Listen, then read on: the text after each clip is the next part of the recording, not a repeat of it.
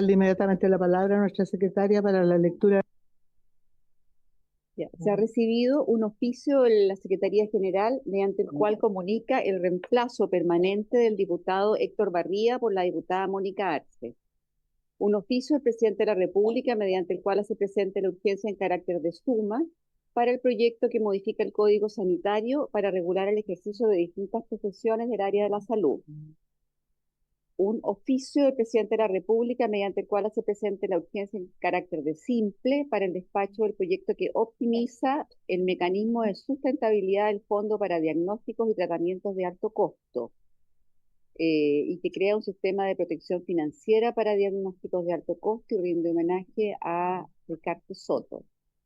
Un proyecto iniciado en moción de varios diputados que regula el etiquetado de alimentos para establecer requisitos de información sobre fecha de elaboración, envasado, vencimiento y consumo preferente y fomentar su consumo responsable.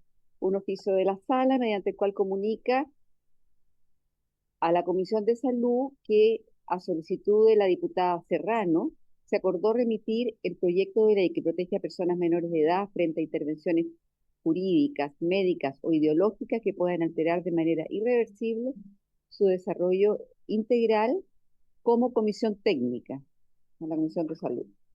Un oficio también de la sala mediante el cual comunica que se accedió a la solicitud en orden a refundir dos proyectos.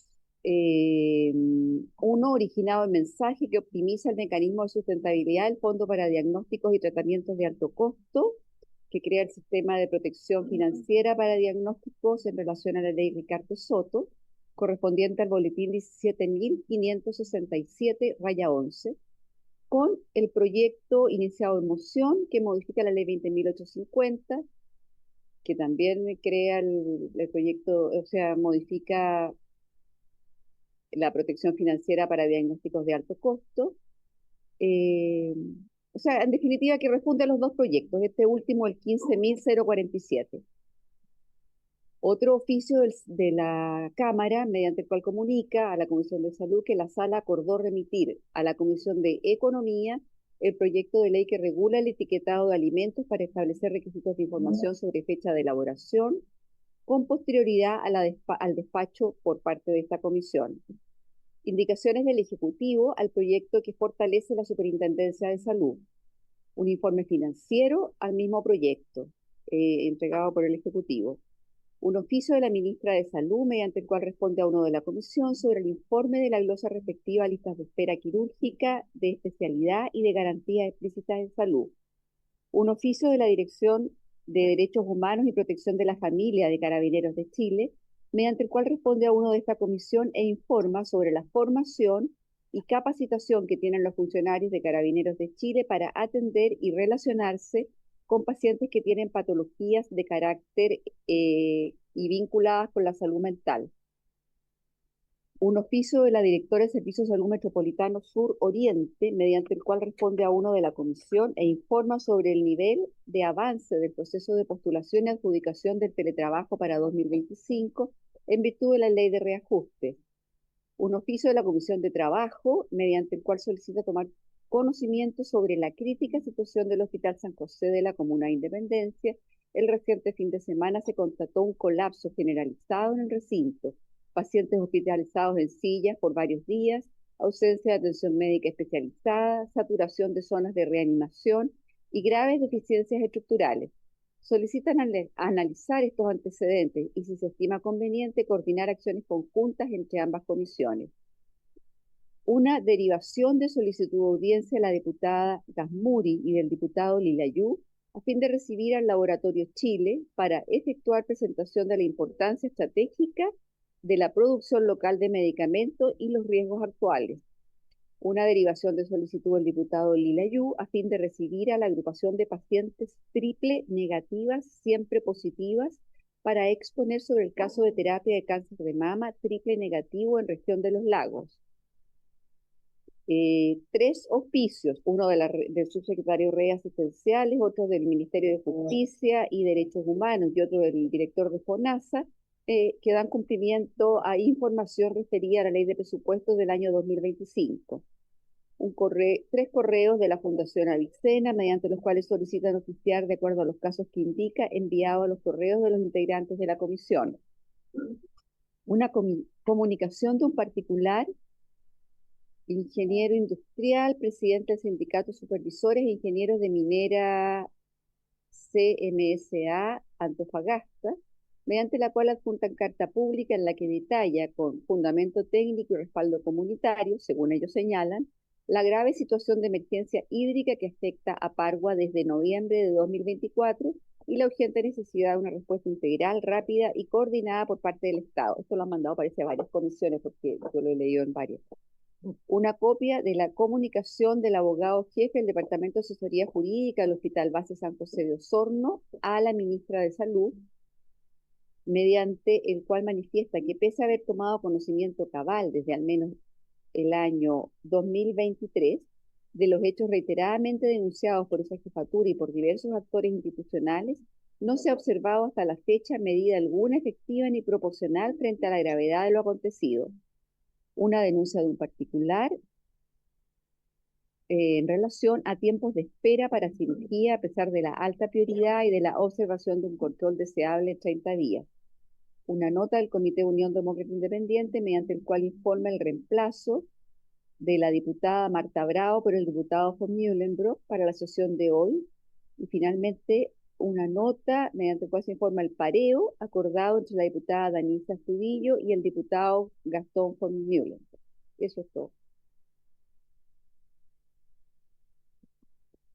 Muchas gracias. Aprovecho de dar la bienvenida al ministro de Energía, señor Pardo, que no lo había visto. Ofrezco la palabra sobre la cuenta. ¿No hay palabra sobre la cuenta? Vamos a destinar 20 minutos para varios, nada más, porque no tenemos más tiempo de varios, así que ¿cuántas? Una, dos personas. ¿Quién más tiene varios? Ya, van a tener 5. Máximo 3 minutos. Ya, entonces lo primero es el Schneider, diputada Schneider, adelante. Muchas gracias, presidenta. Saludar por su intermedio a las y los integrantes de la comisión. Lamentar que no esté presente la ministra de Salud, pero quiero ser muy breve. Por la información que nos ha llegado de organizaciones sociales que están trabajando con el Ministerio de Salud, tengo conocimiento de que los equipos técnicos del Ministerio ya han redactado íntegramente 3 documentos que son esenciales para la salud de las personas trans en Chile y cuya revisión final está pendiente en la división jurídica, cuya supervisión precisamente depende de la ministra de la cartera. Estos 3 documentos son: el primero, las consideraciones técnicas para la hormonoterapia en adolescentes, cuya publicación urge para frenar la oleada de desinformación que ha habido a propósito de esta discusión y para cumplir con lo dispuesto en la circular 7 del 14 de junio del año pasado, que sugería diferir el inicio de nuevos tratamientos hasta la publicación de los nuevos lineamientos, lo que se haría en el más breve plazo, y ya estamos a 4 días que se cumpla un año, y por el estado de la discusión pública sobre el tema no podemos seguir postergando su publicación. Las familias de niños y niñas trans nos están esperando y no dan más. En segundo lugar, las consideraciones técnicas para la hormonoterapia en adultos, también pendiente. Y en tercer lugar, la Política Nacional de Salud Trans, en la que se ha estado trabajando desde el 2018 en conjunto con la sociedad civil e institucionalmente desde el inicio de este gobierno, y que tuvo un interesante proceso de participación ciudadana que finalizó en el marzo del presente año. Queremos oficiar para saber cuáles son los trámites pendientes para estas políticas indispensables para una comunidad tan postergada, tan golpeada, y que éstas sean una realidad. Además, presidenta, para terminar, oficiar al Ministerio de Salud para conocer el estado de los estudios que está llevando adelante en torno al uso de los biopolímeros en mujeres trans, conocidos popularmente como silicona industrial, y respecto de la cual esta Cámara se pronunció en un proyecto de resolución que yo presenté y que fue aprobado por una amplia mayoría, en que se reconocía esta situación como una crisis de salud pública. Esto es en la resolución 307 del 9 de agosto de 2022. Eso sería todo, presidenta. Muchas gracias. Diputada, vamos a oficiar entonces, de acuerdo a su solicitud al Ministerio, pidiendo la información que usted requiere. Así que vamos, eso lo... sobre el punto. Presidenta, usted tiene que recabar. ¿Ah? Perdón, usted tiene que... No necesariamente, no. Para oficiar, no. No. pero si alguien tiene algo que decir sobre el punto, yo solo pedir información, así que creo que no, por eso mismo que no. Es que yo le pido que pida el acuerdo. Si hay mayoría, no hay ningún problema, pero yo no quiero dar acuerdo para eso. Si usted lo estima bien, tiene que pedir acuerdo a la comisión.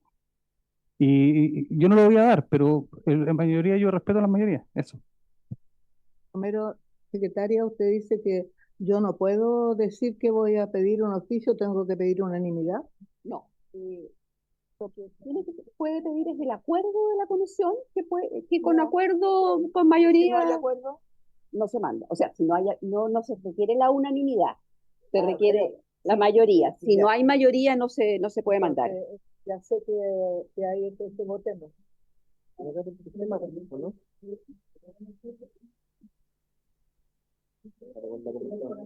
yo tengo que oficiar de acuerdo a la No, la comisión lo manda. No me representa a mí, sino a la comisión. No hay acuerdo, por lo tanto, procedamos. ¿Quiénes están de acuerdo en que oficiemos?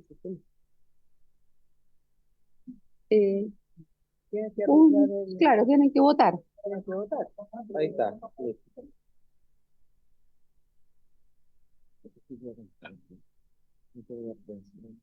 ¿Cuántos van entonces? 7 a favor, 2 en contra y una abstención. Entonces mandaremos el oficio para tener la información. Nosotros no estamos tomando ningún juicio de valor a pedir el oficio y en caso que se requiera hacer una discusión acá en la comisión la haremos en su momento. De nada, diputada. A continuación le doy la palabra a la diputada Gasmuri.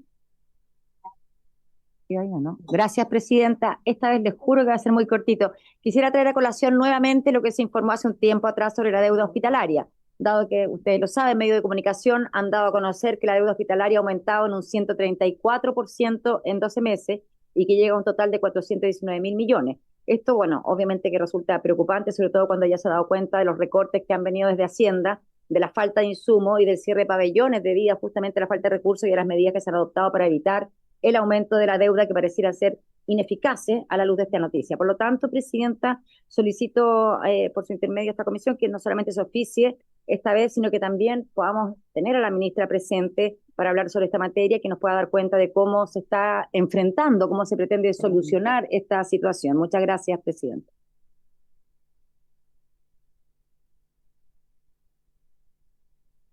Y al subsecretario de redes asistenciales para tener detalles. Sí.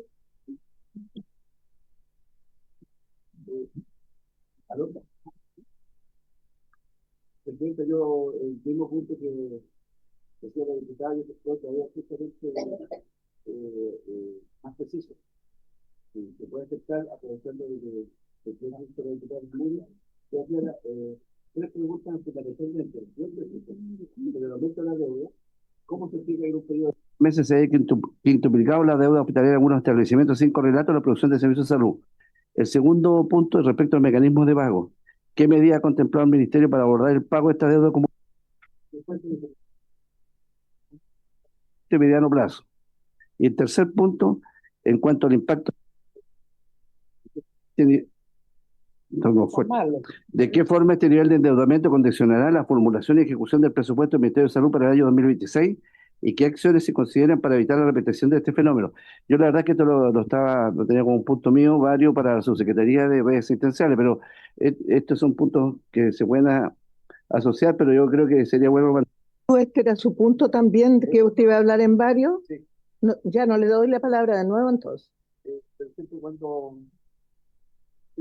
se acepte. Yo se lo acepto. Vamos, sí. Que vaya a los secretarios. Por supuesto, así lo vamos a hacer. Entréguele el papelito a la secretaria de la comisión. Muchas gracias. Adelante tiene la palabra el doctor Romero, el diputado Romero, perdón.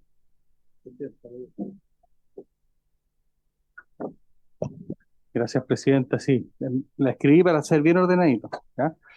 Presidenta, mire, yo quisiera solicitar que dentro de las próximas sesiones nosotros pudiéramos invitar a la Fundación Lieve, que es una fundación ubicada en la comuna de Lampa, para que pueda exponer ante nosotros el trabajo que realiza en el ámbito de la quinoterapia y la hipoterapia.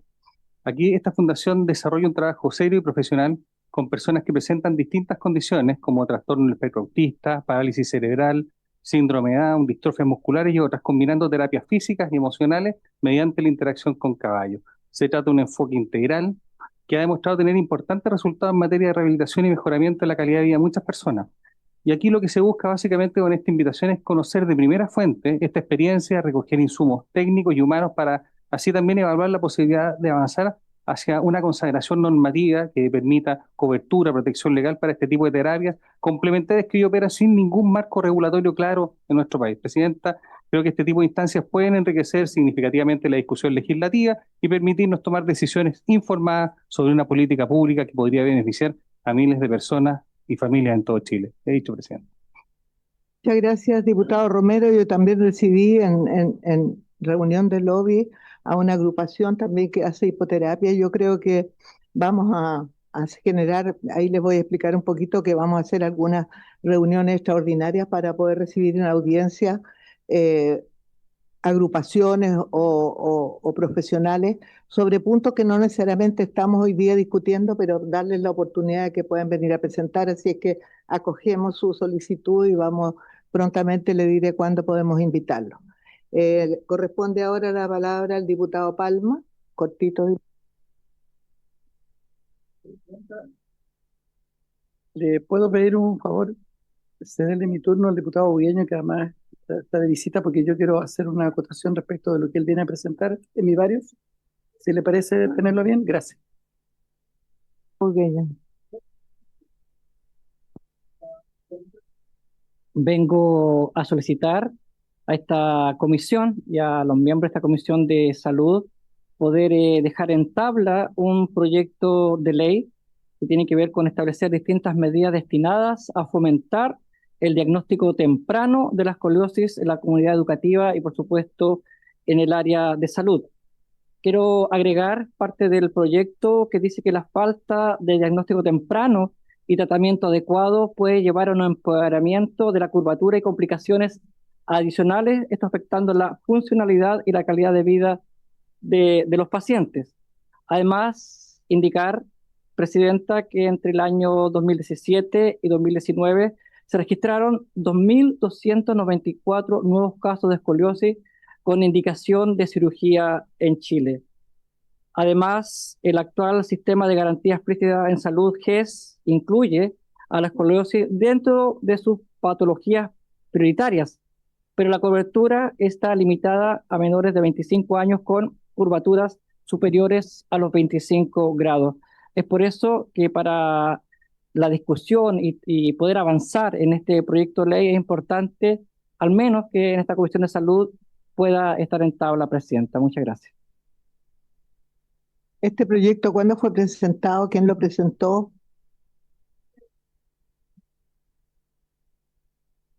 Autor de este proyecto junto a varios parlamentarios que están también acá. Lo ingresamos en junio de 2024, ¿ya? Y recayó en esta Comisión de Salud. No se preocupe, yo lo reviso, no conocía el proyecto, pero habíamos conversado los dos, así que encantado. ¿Usted se dio su espacio o va a hacer algún comentario sobre el punto? ¿No?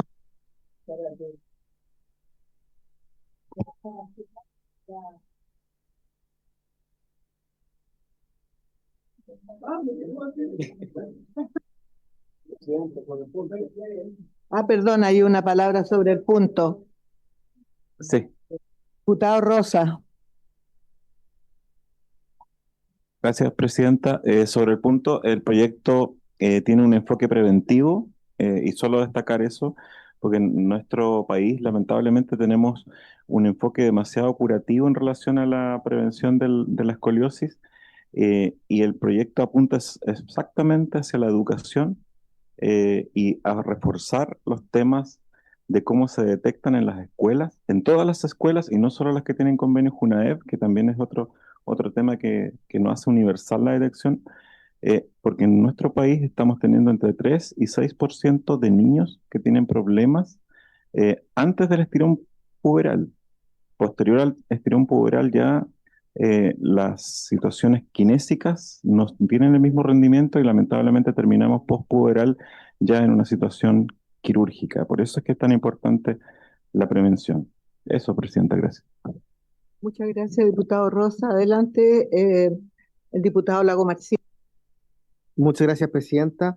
Yo primero que todo quería recordarle poder tener una sesión quizás especial un día lunes de 3 a 5 para ver la actualización de la garantía explícita en salud, las 3 anunciadas y las 10 canastas que se actualizarían, sobre todo porque se ha planteado la incorporación del monitor de glicemia hasta una cierta edad y genera dudas especialmente qué pasará con aquellos que están bajo esa edad cuando la superen, si se suspenderá este monitor de glicemia o se continuará.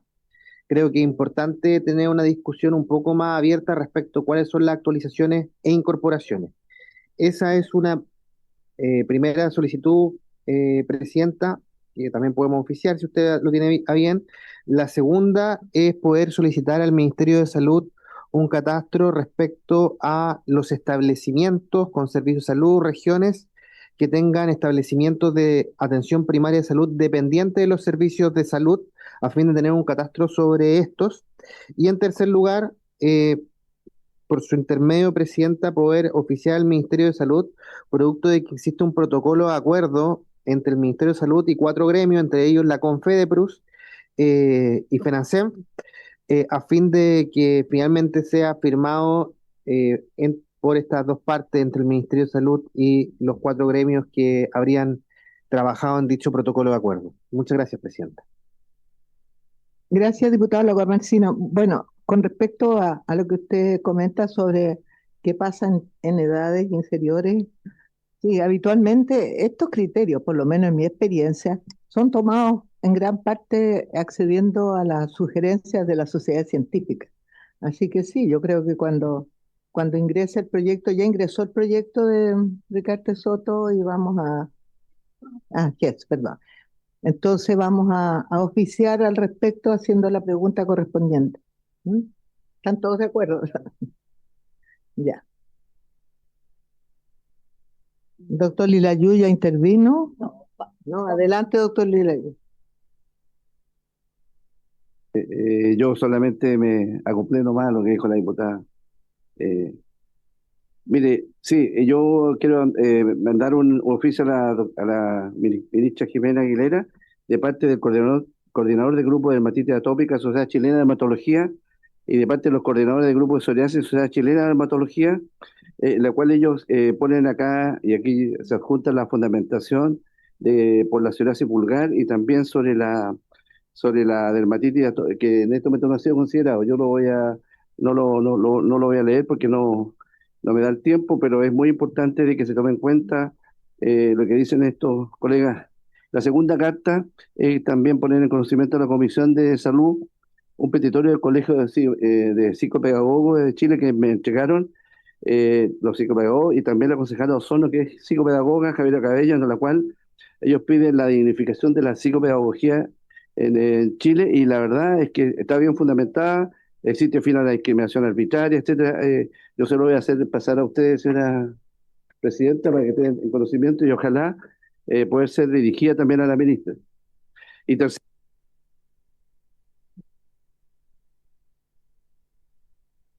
en tercer lugar, algo que es sensible, que yo conversé con usted bien en la mañana, Presidenta, pero me llegó ahora de nuevo y quiero leer un poco. La carta de Rocío Cárdenas, madre de Julián Carvajal, un joven de 16 años que tiene distrofia muscular de Duchenne. Son enfermos, él es de Puerto Varas, la 10ª región. Ella reclama que hace 7 meses fue puesto en conocimiento aquí en la Comisión de Salud, y la verdad que Julián tuvo que salir también a la carretera a pedir por su vida en marzo. La mamá fue el 10 de marzo, 7 meses estamos hablando, el 10 de marzo también fue a la Palacio de la Moneda, llegó el día 27 de marzo, donde tampoco fue recibido por el presidente Gabriel Boric. Le mandaron una carta, que yo la tengo atrás, que por problemas de agenda no pudo recibir el presidente Boric a Julián. Ella solamente está diciendo que como mujer chilena está suplicando que la ayuden. Y está fundamentando que el EVIDIS, que tiene más de 800 pacientes en la región de Estados Unidos con resultados favorables. Y quiero leer esta nomás. La verdad me parte el corazón y no puedo creer que sabiendo todo esto, ¿por qué está pasando en Chile? Un adolescente deba salir a suplicar por salvar su vida, ya que la lucha de Julián es pública y no es desconocida para nadie. El presidente respondió con una carta que argumentaba que no tenía tiempo en su agenda, que tenía muchos compromisos, pero estuvo 2 veces en Puerto Vara, me consta, y no pudo tomarse media hora para visitarnos y conocer el caso de nosotros mismos. Y no entiendo, ¿acaso no le duele lo que estamos pasando como familia? Estamos destrozados, vean a mi hijo sufrir y no puedo hacer nada. Necesito una respuesta del gobierno y el ministerio. Julián no tiene tiempo. Él solo quiere vivir. Yo en una carta lo simplifiqué y pone al final algo que en este momento me da mucha pena, y también el último término como gobierno o ministerio. Ella dice, y por lo menos díganme de frente que no harán nada. Aquí está la carta de la mamá de Rocío que nos está viendo, y hay mucha gente en Puerto Vara que está viendo. Y aquí creo que 7 meses que se puso acá, fue a hablar con él a la moneda, le dijeron que no tenían tiempo para eso, y le dieron al Ministerio de Salud. Así que yo espero que esta carta también está dirigida para mí, pero también a ustedes, a los diputados de la Comisión de Salud y a la ministra. Así que yo se lo voy a pasar. Le consultaremos a la ministra si ha hecho uso de recibo, y me voy a encargar personalmente de obtener una respuesta lo antes posible. No queda nadie más, ¿no? Ah, diputado Palma, ya, cortito diputado que tenemos. No, si para mí que estoy censurado yo. Gracias, presidenta. Primero, saludar al ministro Pardo que nos acompaña por su intermedio. Presidenta, 2 o 3 cosas puntuales. Primero, respaldar, de hecho, soy uno de los patrocinantes de la propuesta de la moción del diputado Félix Bugueño, que parece muy atractiva porque, como decía el diputado Rosa por su intermedio, hace hincapié en lo preventivo, en la detección precoz. Ojalá en los primeros años de colegio, ¿no es cierto?, se pudiera detectar esta condición que sabemos que después va escalando, se va complejizando, que produce limitaciones, dolor crónico y que puede ser incluso invalidante. Y creo yo que además sería muy interesante y recordar la articulación salud-educación, ese trabajo intersectorial que es tan bueno, porque yo creo, y siempre me he preguntado por qué los profesores de educación física, por ejemplo, que están totalmente capacitados, no pueden diagnosticar estas condiciones prematuramente, ¿no? Una escoliosis, una cifosis u otros cuadros, un peplano, qué sé yo. Así que nada, solamente agradecer que el diputado me haya invitado a suscribir patrocinar este proyecto de su autoría, y creo que ojalá que pueda estar pronto rentable y que se logre transversalmente su apoyo, porque creo que es muy significativo. Presidenta, lo otro, muy breve, hoy día tuvimos la conmemoración del Día Mundial del Yoga en el Salón de Honor del Congreso. Estuvo la embajadora de India, y creo que fue una jornada muy importante para los y las parlamentarias que estuvieron ahí. El Comité de Amistad Chileno-Indio lo conduce la diputada Chicardini. Tuvimos incluso una sesión de yoga ahí que fue muy llamativa.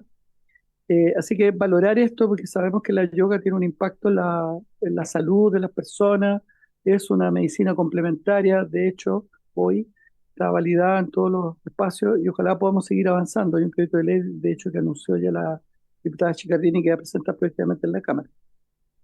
Eso, Presidenta. Y finalmente señalar, sumarme a la preocupación que entiendo expresó la diputada Gamuri por su intermedio respecto del traspaso de 73 millones de pesos que se supone que Hacienda tenía consignado para resolver en parte el impacto de las listas de espera. Sabemos lo grave que es la situación.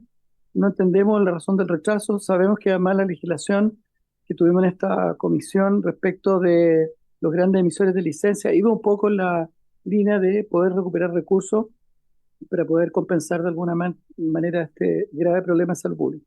Eso, Presidenta, muchas gracias. Gracias, diputado. Bueno, voy a tomar razón de todos los comentarios que aquí se han hecho. No voy a ver la situación de la ley que ustedes están haciendo. Yo, aparte de lo que usted me había dicho, no tenía noticias al respecto. Con el tema del yoga, diputado, bueno, usted sabe que hay un departamento de terapias alternativas no alternativas, sino que complementarias, porque alternativas por ningún motivo, me equivoqué, disculpen. El tema es que para que sea reconocida, yo se lo digo, o sea, no quiere decir que uno no diga, vaya yoga, es bueno, no hay nada, pero para que sea una enfermedad, o sea, sea una terapia que la Seremi la reconozca, tiene que cumplir ciertos requisitos, que tiene que ver con horas de estudio. Bueno, si el que hace yoga es un kinesiólogo, un terapeuta ocupacional, no se le pide más. Pero si no tienen ningún título cercano a nuestro sector, se le pide una formación de 2.400 horas y una serie de cosas. Entonces, eso es muy importante para entender que, por un lado, hay las flores de Bach, por ejemplo, y todas esas cosas, no están reconocidas por el ministerio porque no han hecho no cumple con los requisitos. No así la acupuntura, la homeopatía, hay algunas que están absolutamente reconocidas y todo. Eso le quería comentar nada más. Muchas gracias. Entonces, siguiendo con la... ¿Ah? Perdón, diputado Romero, disculpe. Sobre el punto, Presidenta, yo sabe que tal vez nosotros como hacerlo sugerencia como Comisión de Salud, que invitemos al señor ministro de Hacienda, Mario Marcel, y a la directora de presupuestos, Javiera Martínez, que nos dé la explicación en la Comisión de Salud respecto de estos 73.000 millones que están pidiendo. Fondo, yo creo que, bueno, el Senado lo hace así, digamos, yo creo que nosotros no somos menos que el Senado y deberíamos pedirle que nos vengan una explicación a todos y le vamos a preguntar acá qué está pasando con eso. Eso.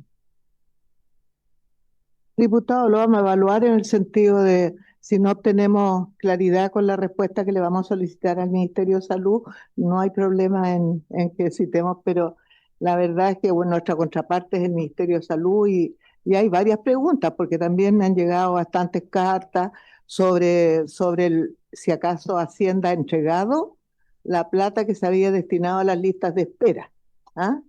Y eso es algo que también tenemos que tener claridad con respecto a esas cosas. Entonces, siguiendo con la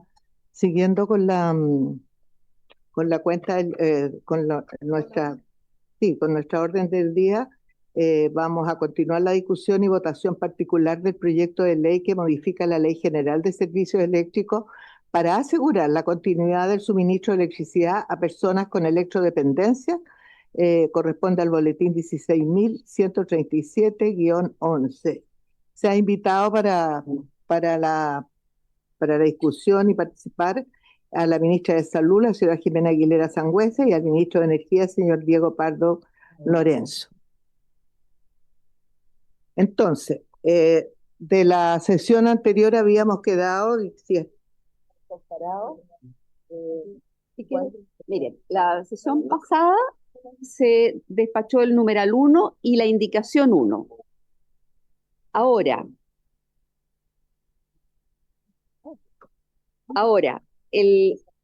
la indicación 2, el diputado Romero la ha retirado y cambiado a otro, como numeral 4A, dijeron. ¿Ya? Entonces, lo que habría que hacer ahora es votar el numeral 2 del proyecto de ley. Ya, ¿lo leo? Entonces, por favor, léalo ya. Porque estamos, ¿verdad? Modificando. Agregado le leamos. Eso me parece que era la diferencia. Sí. Estamos modificando entonces el DFL 4 de 2018 sobre Ley General de Servicios Eléctricos. 2. Reemplázase en el inciso 5 del artículo 141 el párrafo, sin perjuicio de la acción ejecutiva que el concesionario podrá instaurar con la sola presentación de una declaración jurada ante notario en la cual se indique que existen 3 o más mensualidades insolutas. Tal declaración constituirá el título ejecutivo de dicha acción por la siguiente. En caso que una persona electrodependiente genere alguna deuda con una empresa concesionaria, siempre conservará el derecho a repactación o refinanciación, el cual deberá ser generado directamente con la empresa concesionaria. Entonces, esto, ofrezco la palabra. Bueno, con esto al punto vamos a votar, pero quiero ofrecer la palabra al ministro Pardo, que es levantado. Y bienvenida, ministra. Entonces, ofrezco la palabra al ministro Pardo. Y después, si algún diputado quiere pedir la palabra, también está en su derecho. Señora Presidenta, muchas gracias. Por su intermedio saludar a los señores diputados, señoras diputadas que nos acompañan hoy. Al final de la sesión pasada, habíamos discutido esta indicación. Como yo mencioné, el entendimiento que el objetivo que tenía el diputado Palma, según entiendo, con esta indicación, era evitar que los domicilios de registrados donde hay un paciente electrodependiente quedaron sujetos a esta acción ejecutiva especial que establece la ley, ¿sí? Y por lo tanto lo que hace es reemplazar esta acción ejecutiva digamos, por la posibilidad de mantener esta posibilidad de renegociación. ¿Cuál es el problema?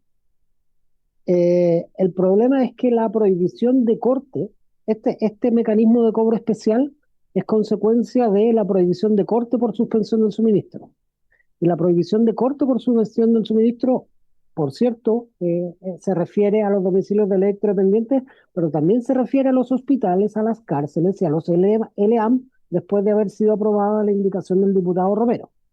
Respecto de hospitales, cárceles y LEAM, la posición del Ejecutivo es que no corresponde eliminarles el mecanismo especial de cobro ejecutivo, porque tiene que existir una forma de cobro ejecutivo respecto de estas instituciones de salud, de las cárceles, que son grandes consumidores eléctricos.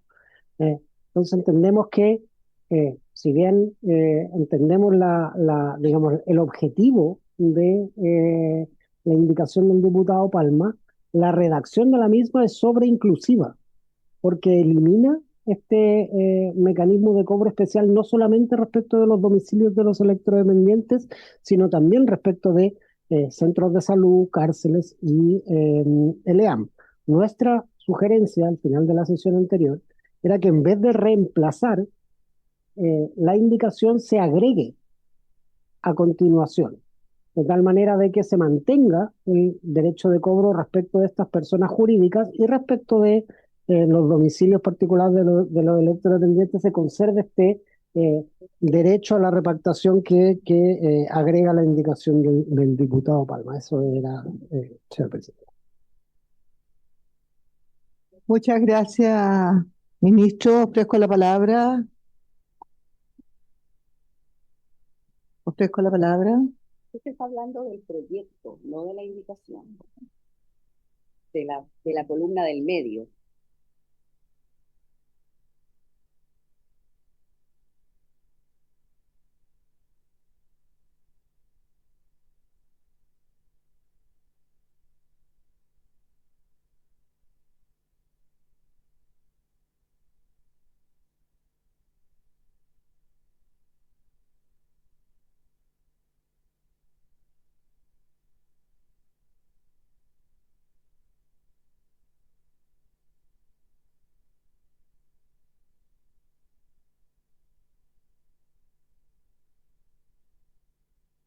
Lo que pasa es que lo que dice el ministro tiene razón. En el fondo, si se dice reemplazar, significaría que terminaría el artículo original en cárceles, punto y coma, y seguiría en caso que una persona electrodependiente y se perdería todo lo que dice para atrás, que en el fondo dice en relación con sin perjuicio de la acción ejecutiva que el concesionario podrá instaurar en contra.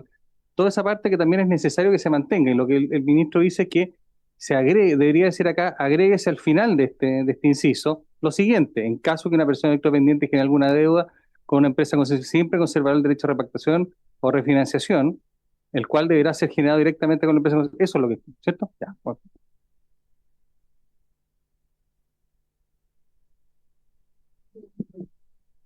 Presidenta, sí, nos parece coherente la observación que hace el señor ministro y estamos dispuestos a que se ponga de esa manera, digamos. De la manera que... Entonces esto quedaría, el numeral 2, agrégase al final del inciso quinto lo siguiente: en caso que una persona electrodependiente, ¿eso así? Ya. Estamos ¿Hay acuerdo unánime? Ok. Espéreme un segundito, entonces, agrégase al final del inciso. Hay una indicación, entonces, el diputado Palma para reemplazar numeral 2, que dice agregar al final del inciso quinto del artículo 141 el siguiente párrafo. En caso que una persona electrodependiente genere alguna deuda con una empresa concesionaria, siempre conservará el derecho a repactación o refinanciación, el cual deberá ser generado directamente con la empresa concesionaria. ¿Ya? ¿Queda claro eso? Hay que votarlo entonces. Claro. Se procede a votación. Ya. Ya. Procedamos a la votación entonces, secretaria. Ya. Usted tiene que votar. El veto, o no sé. ¿Y la diputada Cordero? Diputada Cordero, voto. Ya. Entonces, 6 votos a favor, 1 en contra y 1 abstención.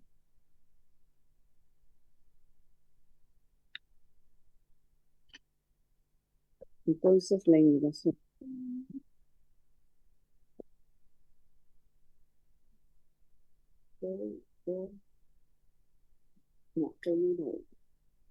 Ya. Ministra Aguilera, ¿usted consiguiente, quisiera hacer algún comentario con respecto a esto? ¿No? Ya. Ya, por consiguiente, el numeral 2 del proyecto se va a ser rechazado. Vamos al... Sí, está aprobado. Sí, se aprobó. Entonces, no sé por qué cada... ¿Ahí? ¿No? Bueno, lo cambiaron. Sí. Ya, numeral 3 del proyecto. Agrégase el siguiente inciso sexto nuevo en el artículo 141 del siguiente tenor. Existirá además en favor de las personas electrodependientes una garantía de no ejecución que durará toda la vida del electrodependiente, tiempo durante el cual no se podrá hacer efectiva en su contra la ejecución de ninguna sentencia o mandamiento ejecutivo por deuda de servicio eléctrico. Esto hay que votarlo. Porque ¿Hay una indicación del sí, no, pero es que en definitiva es que no se puede votar de otra manera, siempre separado. Lo que pasa es que él quiere que se rechace. Pero ofrezco la palabra. Presidenta, a ver, yo quiero hacer presente lo siguiente, ¿ya? Todas este tipo de normas tienen consecuencias, ¿ya? Y aquí está el señor ministro de Energía que tal vez me podrá corregir si me equivoco en lo que voy a decir. Una cosa es que no te corten el suministro, pero otra cosa es que nunca pagues ese servicio. Yo entiendo que probablemente va a ser parte de la argumentación señalar a lo mejor abusos del sistema, abusos de las empresas eléctricas y la necesaria justicia que tenemos que tener con nuestros electrodependientes. Pero yo quiero decir acá una cosa que también es bien clara para que la gente lo sepa. Todo esto se paga. Y la próxima vez que se haga un decreto tarifario, cuando tú no le puedes cobrar a alguien, el resto de los chilenos que sí pagan la energía eléctrica van a tener que asumir las consecuencias de estos cobros. ¿Ya? Porque aquí no es que la empresa asuma ese costo, sino que van a hacer la tarifa y van a decir, estos son mis clientes regulados, a estos les cobro, a estos no les cobro, estos tienen estas tarifas, estos tienen estas particularidades, y ahí se hace, entiendo yo, señor ministro, finalmente el cobro de la tarifa que está regulada por el Estado. No es que aquí no la empresa eléctrica no fija la luz o la tarifa eléctrica la pinta ellos. Entonces, yo solamente quiero decir es que este tipo de normas pueden sonar súper bien, pero finalmente estaremos de acuerdo en decirle a todos los chilenos que finalmente las consecuencias de esto significa que de una u otra manera, 1 peso, 2 pesos, 10 pesos, lo que sea, lo vamos a tener que pagar entre todos. Pero para que se sepa, esto no lo asume la empresa. A la empresa no la estás castigando con esta norma. Aquí esto se va a prorratear entre todas las personas que pagamos la electricidad. Nada más que por eso lo hago presente.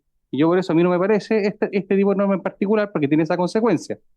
No obstante, la posibilidad que tengan siempre de repactar y tener la facilidad de que no le corten jamás el suministro. Eso, presidenta. Sí, yo quiero preguntarle por intermedio suyo, Presidenta, al ministro Pardo, la opinión que tiene, o su opinión en relación al informe que hizo la Corte Suprema que se pronunció en contra de estas normas.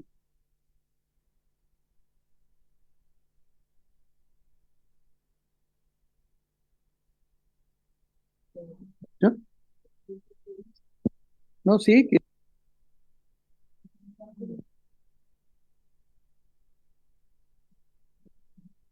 Sí, señora Presidenta, por su intermedio. Esto lo conversamos también cuando hablamos de la discusión en general. El- la moción tiene dos tipos de normas, ¿sí? Eh, algunas que están adecuadamente dirigidas al domicilio. Esto es quizá un poco largo de explicar y si me permiten voy a tratar de hacerlo lo más didáctico posible. Las obligaciones de suministro eléctrico técnicamente no son de una persona, son de un medidor y de cualquier persona, por lo tanto, que viva detrás de ese medidor. No están asociadas a un RUT. Entonces, por lo tanto, las deudas eléctricas no son propiamente de un paciente electrodependiente, sino solo de manera contingente mientras el paciente vive ahí, que eso es lo que se regulariza en el registro de electrodependientes. Por eso hay un conjunto de disposiciones que tiene la moción que están asociadas al registro de electrodependientes, de hacerlo más rápido, de hacerlo más expedito y de, sobre esa base, establecer ciertas garantías de los pacientes electrodependientes, como por ejemplo el no corte o la no ejecución. Perfecto. Extenderlo a un RUT es difícil de practicar, más allá de las consecuencias comerciales que pueda tener, porque técnicamente muchas veces el RUT del electrodependiente ni siquiera está asociado a una boleta. Yo no sé si los señores diputados o diputadas en su boleta está a nombre suyo, lo más probable que no. En la casa donde yo vivo, el RUT debe haber sido de una persona que vivía allí hace mucho tiempo, porque no sé quién es, digamos, es el nombre de otra persona y es, digamos, y lo mismo las personas que típicamente queda asociada a la primera persona que solicitó el suministro eléctrico. Entonces, el cruce, por así decirlo, entre persona electrodependiente y número de medidor se produce en el registro de electrodependientes, ¿sí? Entonces, el derecho de electrodependientes está adecuadamente cubierto con las normas que tienen que ver con lo primero que vimos al principio, ¿sí? En ese sentido, nuestra posición es que eh, esta disposición, eh, entendiendo que lo que busca es proteger la no ejecución de las familias electrodependientes, es sobreabundante, porque ya está cubierta por aquellas que están dirigidas a evitar que los domicilios que están incluidos en el registro no sean objeto de, digamos, de corte de suministro o ejecución comercial durante la vida de electrodependiente o durante todo el tiempo que esté vigente el registro de ese domicilio en particular.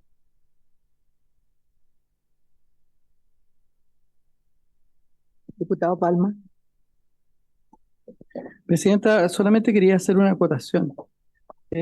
Ayer, a propósito de la Comisión Especial Investigadora que surge por el apagón, el mega apagón que tuvimos sin precedente, el 25F, estuvo con nosotros el Coordinador Eléctrico Nacional. Y una de las cosas que uno se pregunta es, usted sabe que el coordinador tiene un presupuesto de alrededor de 50, el último año fue de 55.000 millones de pesos. Ustedes saben, me imagino todos los colegas acá y todas las colegas, de dónde sale eso del bolsillo de todos los chilenos. Entonces, es raro que estemos defendiendo por un lado el bolsillo de las empresas y por otro lado no estemos defendiendo el bolsillo de las personas, cuando en circunstancias que se defienden, o sea, es realmente irrisorio. Todos los chilenos pagamos para que el Consejo, inoperante como ha sido, porque finalmente se han tirado la pelota unos con otros y no han respondido con todo el impacto que tuvo. Y no solo estoy hablando acá de la posibilidad, afortunadamente las 3 personas que, que murieron, se pudo comprobar después que no era inherente a la condición de electrodependencia. Pero ojo que se pierden cadenas de frío, de medicamentos, se pierden cadenas de frío de alimentos, se dañan artículos electrodomésticos. ¿Y quién le responde a la gente? Las medidas de mitigación hasta el minuto no parecen ser satisfactorias por lo que nosotros hemos escuchado. Eso nomás quería hacer esa acotación. ¿Ah? Y los sueldos, sí, son multimillonarios, sobre 24 millones de pesos. mensual. Diputado Romero. Presidenta, a ver, aquí me gustaría escuchar del colegislador con harta claridad su opinión respecto a esta norma, porque claro, es distinto decir, mire, como que no sirve, pero que sirve, como que haga un poquito lo mismo. Es decir, en realidad, ¿ustedes están de acuerdo o están de acuerdo con este tipo de normas? ¿Ya? Porque nuevamente, después de escuchar al doctor Palma como su intermedio presidenta, claro, me doy cuenta que nuevamente la discusión va a que si las empresas responden o no, y esto no tiene nada que ver con el bolsillo de la empresa. Yo vuelvo a decir, aquí la empresa no va a perder ni un peso, no se meten, aquí la empresa no va a sufrir nada. Entonces la empresa lo que va a hacer es va a decirle al ministro, mire, esta norma no me gusta y la voy a meter dentro de la ecuación. Nada más. Y se lo va a cargar a todos los clientes. Entonces, eso es lo que tenemos que tener claro. Si la empresa no, aquí no estamos haciendo ninguna reivindicación y las empresas no van a asumir su responsabilidad. No, aquí esto es regulado. Entonces yo le querría pedir al colegislador que en el fondo seamos bien claros, porque en el fondo yo sí tomo una posición en esto, en el sentido de decir, bueno, primero, como dice usted, no es útil, lo segundo, va a encarecer el servicio, y lo tercero es que está protegido de otra manera.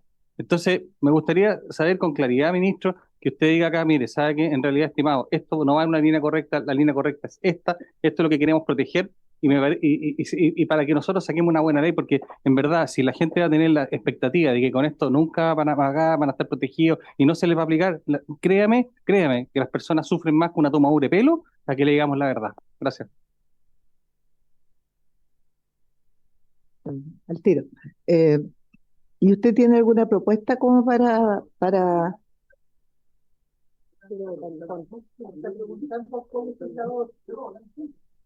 Pero a lo mejor usted tiene una buena propuesta. Adelante, ministro.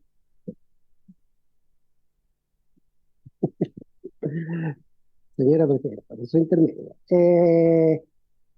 Acabamos de aprobar una garantía de no ejecución para todos los domicilios incluidos en el registro de electrodependientes. Eso hace innecesario tener una garantía de no ejecución para el RUT de la persona. No tendríamos cómo hacer valer ese derecho. Entonces, la garantía de no ejecución y la garantía de no corte de suministro para las personas que están en el registro de electrodependientes ya está aprobado. El registro de electrodependientes se extiende durante toda la vida del electrodependiente. Y más adelante vienen otras disposiciones con indicaciones de distintos diputados que mejoran la velocidad de este registro para su entrada y para su salida. Por lo tanto, establecer beneficios asociados, por así decirlo, asociados a un RUT y no a un número de medidor y por lo tanto a un número de domicilio, no tenemos cómo hacerlos operativos. ¿Sí? Sin perjuicio, de hecho, también quiero aclarar que efectivamente todos los beneficios que se establecen en favor de los electrodependientes son subsidios cruzados. La ley Lucas es un subsidio cruzado. Eso significa que efectivamente se redistribuyen entre todos los clientes del sistema, como de alguna manera todos los beneficios de ese tipo que tiene nuestro sistema. Ahora, el número de electrodependientes es muy limitado, entonces su impacto en tarifa es inexistente. Digamos, estamos hablando de 12.000 pacientes, ¿sí? Y por lo tanto, el impacto tarifario de este tipo de normas es acotado y por eso...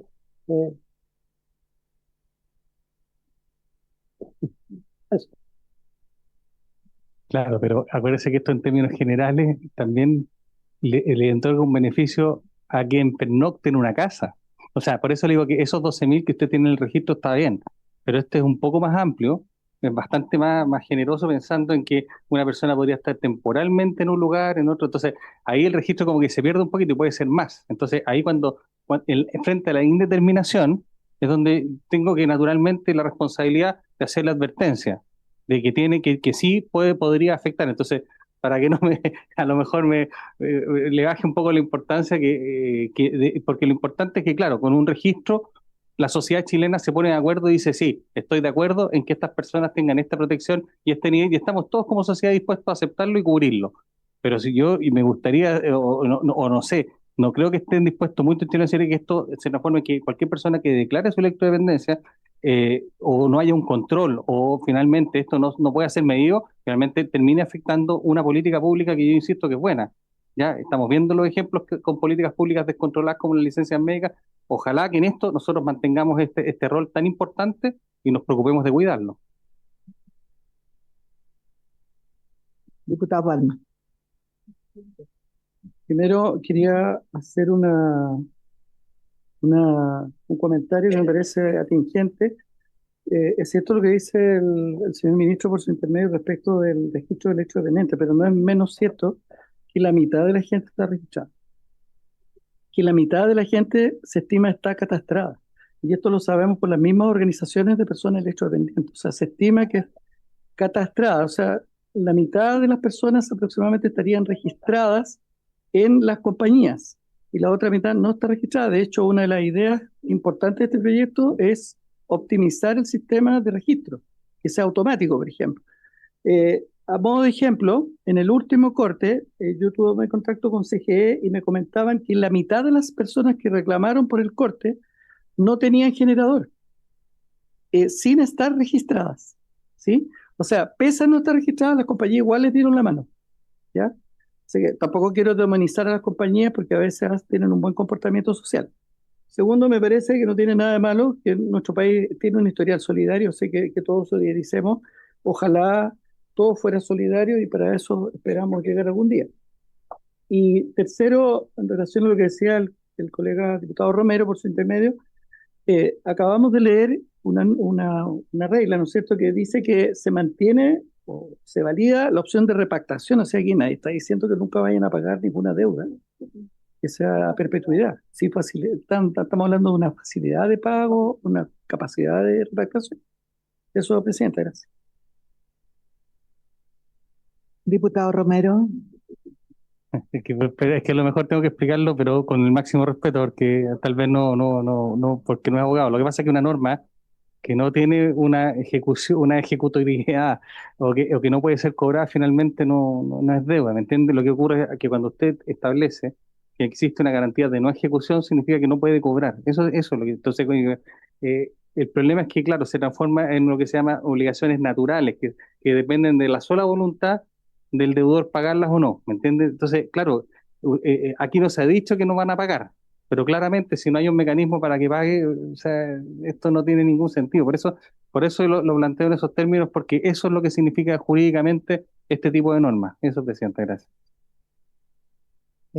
Sí, yo creo que quizás algo en la redacción tiene que evitar abusos. O sea, en el fondo, que no se use la electrodependencia como un pretexto para no pagar. Pero no sé si por favor. Curiosidad, la deuda que tienen las ISAPRES con sus afiliados está en ejecutoriedad. Quiero hacer la pregunta respetuosamente porque no lo sé. No sé si alguien me podrá responder esa inquietud.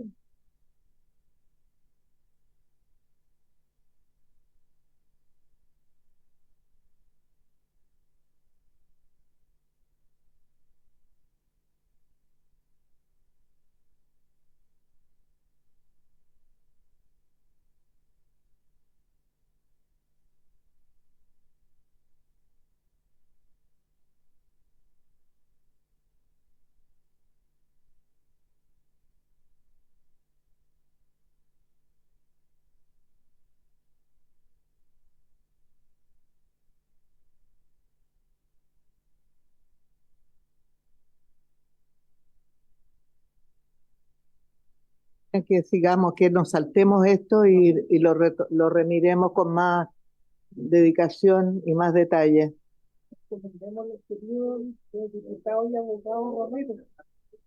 Tarde que ser abogado para entender esas cuestiones. Ministro, ¿usted quiere hacer alguna otra acotación? ¿Quiere acotar algo al respecto? Diputado Palma.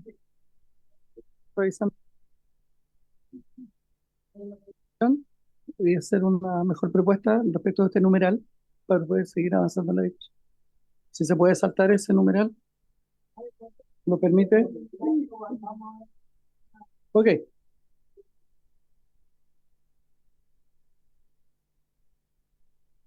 El diputado Romero es válido y me preocupa también que esto quede como abierto al abuso. ¿Ah? Así es que ya, no, ¿para qué vamos a votarlo? Si se puede mejorar y la idea no es ser así tajante. Un poquito, claro. Ya, entonces sigamos nomás, saltémonos ya, queda pendiente, pendiente. Entonces vamos al numeral 4. Agrégase el siguiente inciso séptimo nuevo en el artículo 141. Si una persona electrodependiente se encontrare en un domicilio que no es el suyo o que no se encuentre inscrito en el registro establecido en el artículo 207-2 o bien en el cual se encuentra de paso, ese solo hecho constituirá una prohibición para el concesionario respectivo de proceder a la suspensión o corte del suministro energético en razón de deuda o morosidad que pueda recaer en el inmueble respectivo. En caso de contravención, la concesionaria quedará sujeta a las responsabilidades civiles y penales que correspondan, sin perjuicio de una multa a beneficio fiscal que irá de 10.000 a 100.000 unidades tributarias mensuales por cada 30 minutos de suspensión o corte eléctrico. Se presentó una indicación del diputado Romero. ¿Hasta retirada? Ya, entonces no hay indicación. Bueno, como que entra el mismo problema anterior, pero es más o menos lo mismo el diputado Palma. Diputado Palma, creo que este punto 4 queda en el mismo ámbito del 3, o sea que creo que a lo mejor fundir 3 y 4 en una propuesta que tenga alguna limitación al usuario en el sentido de asegurar que va a responder al pago. Entonces sigamos, vamos a dejar pendiente el 3 y el 4. Y retirado el diputado Romero puede... Diga, diputado Romero, adelante. Presidente, yo creo que aquí también el ministro podría decir algo porque esto más o menos sigue la misma lógica y esto agrava un poquito más el tema. Porque nuevamente, al no estar asociado ninguna fuente de electricidad a un RUT, sino que hay un número de clientes, además le agrega el inconveniente de que reconoce como residencias transitorias y reconoce esta excepción en residencias transitorias. Entonces, yo no sé, ministro, ahí si usted tal vez podría explicarnos bien cuál es el efecto práctico que podría tener una norma como de este tipo. Además, el monto de las multas, presidente, yo creo que no sé si están dentro de los rangos que manejan actualmente. Y yo aquí quiero hacer una prevención con el tema de las multas. En general, claro, uno le da como que le gusta poner los ceros, ponerle número cero a las multas, pero acá hay un problema. En general, cuando las multas se arrancan de cánones razonables o criterios objetivos que están en otras leyes, eso al final termina entrampando los proyectos y hacen que no salgan, porque empezamos a discutir por el monto de la multa y no por la sanción que debería tener la infracción, ¿ya? Entonces yo creo que aquí hay que ser tal vez, mi sugerencia, más a lo mejor mantener el criterio de manera tal de tener un criterio finalista y que salga la norma y que tengamos la protección que nos gustaría en cada uno de los proyectos de ley. Gracias. Señora secretaria, entonces, ¿cómo seguiríamos? Si esto está incluido, dejamos los dos pendientes para cambiar la redacción del punto 3 y 4. Claro, tendría que llegar pendiente. Ministro, adelante. Nosotros en este artículo tenemos dos sugerencias. La primera es todo lo que tenga que ver con sanciones, dejarlo aparte, porque además sobre eso son atribuciones de un organismo público, por lo tanto, técnicamente no pueden empezar por moción. Y la idea fue mantener la iniciativa del diputado Palma y de los diputados patrocinantes como una moción en todo el proyecto.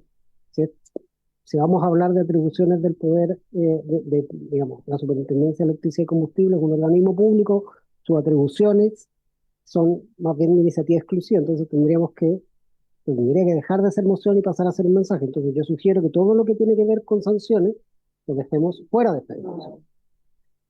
Respecto del problema de fondo de ¿qué sucede? Ah, perdón, perdón. Ok, voy. Mucha instrucción. Ya. Este artículo tiene, o sea, este artículo tiene dos partes. Tiene una parte que lo que trata es de abordar la situación del electrodependiente que se mueve de domicilio. Y después hay otra parte que tiene que ver con sanciones para las distribuidoras por infringir su obligación de no cortar el suministro. Las sanciones, como son atribuciones de la Superintendencia de Electricidad y Combustible y en tal sentido atribuciones de un organismo público, no pueden ser objeto de una moción. Son materias de iniciativa exclusiva. Entonces yo sugiero dejar esa parte fuera porque si no, este proyecto no podría ser una moción, tendría que ser un mensaje. Respecto de lo que tiene que ver con los cambios de domicilio, ahí volvemos un poco al mismo problema. Nuestro sistema sigue un registro y no podemos dejar de tener un registro porque funciona así y entre otras cosas porque las distribuidoras tienen que, por ejemplo, saber a qué lugar físico tienen que ir a dejar un generador de manera permanente para que se garantice la continuidad del suministro de ese domicilio. No solamente no cortar, sino que además, si por cualquier razón se corta la luz, en ese lugar tiene que haber una atención preferente, tiene que haber un generador de respaldo y eso solo puede funcionar con una referenciación física, no con una referenciación personal. El RUT es una referenciación personal, no sabemos dónde queda esa persona. Entonces, al igual que el anterior, ya está cubierto anteriormente. Esto no está cubierto, pero sí se puede cubrir con flexibilizando el cambio de domicilio, o sea, de tal manera de que la familia del electrodependiente pueda, de manera expedita, cambiar su domicilio y por lo tanto, si tiene que moverse a una casa distinta, bueno, que pueda hacer el registro de manera electrónica o con ciertas facilidades para que, digamos, la vigencia del registro se vaya manteniendo y el sistema funcione mejor y así resolvemos de alguna manera el problema de fondo, que es que efectivamente, y eso es un problema real, que cuando el registro es muy rígido y la gente se mueve de domicilio, entonces la garantía que estamos buscando para las personas electrodependientes pierde carne y por lo tanto pierde efectividad y eso es algo que uno quisiera evitar. Muchas gracias, ministro. Sí, en este caso lo que tendría que estar, no podemos poner cifras de multa, o sea, no corresponde a que en una ley nuestra se ponga, porque habría que poner entonces que se multará de acuerdo a los cánones de la superintendencia, una cosa así. No, pero dice que la multa no, porque es una empresa y tendríamos que...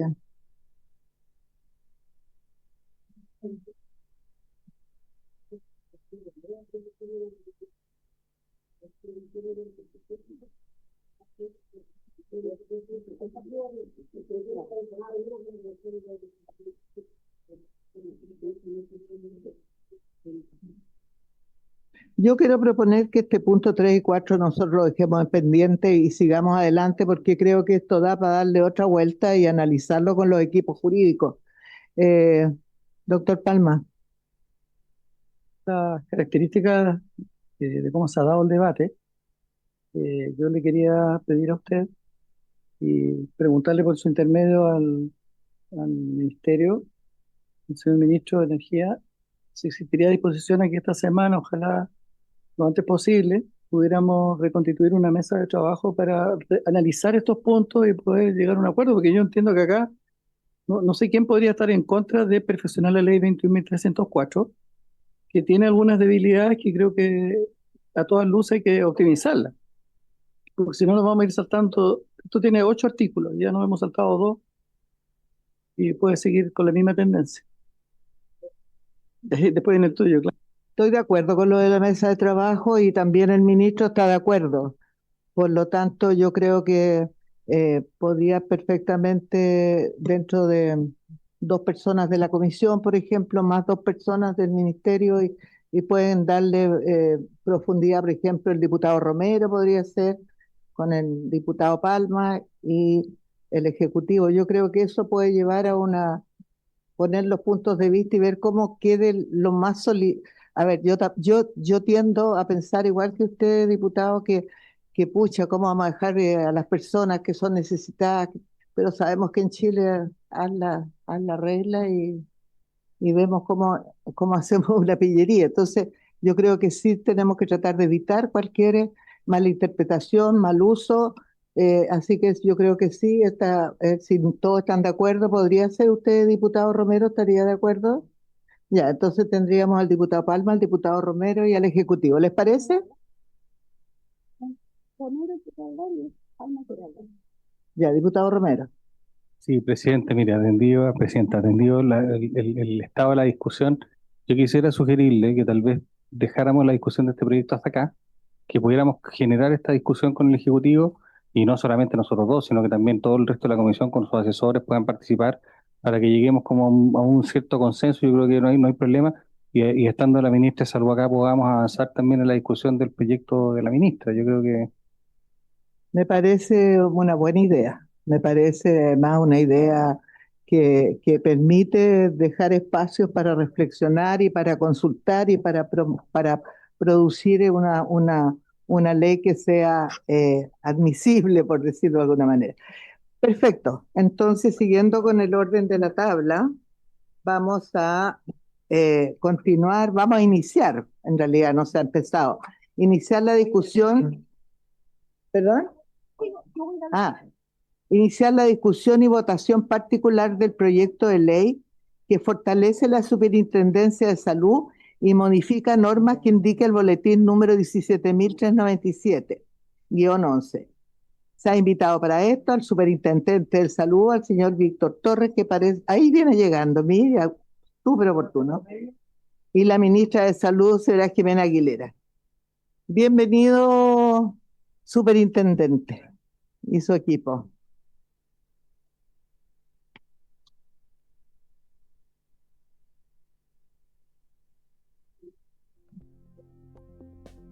¿Tú lo lees o esperamos a la Ana María? Pues un receso de 1 minuto mientras vuelve nuestra secretaria.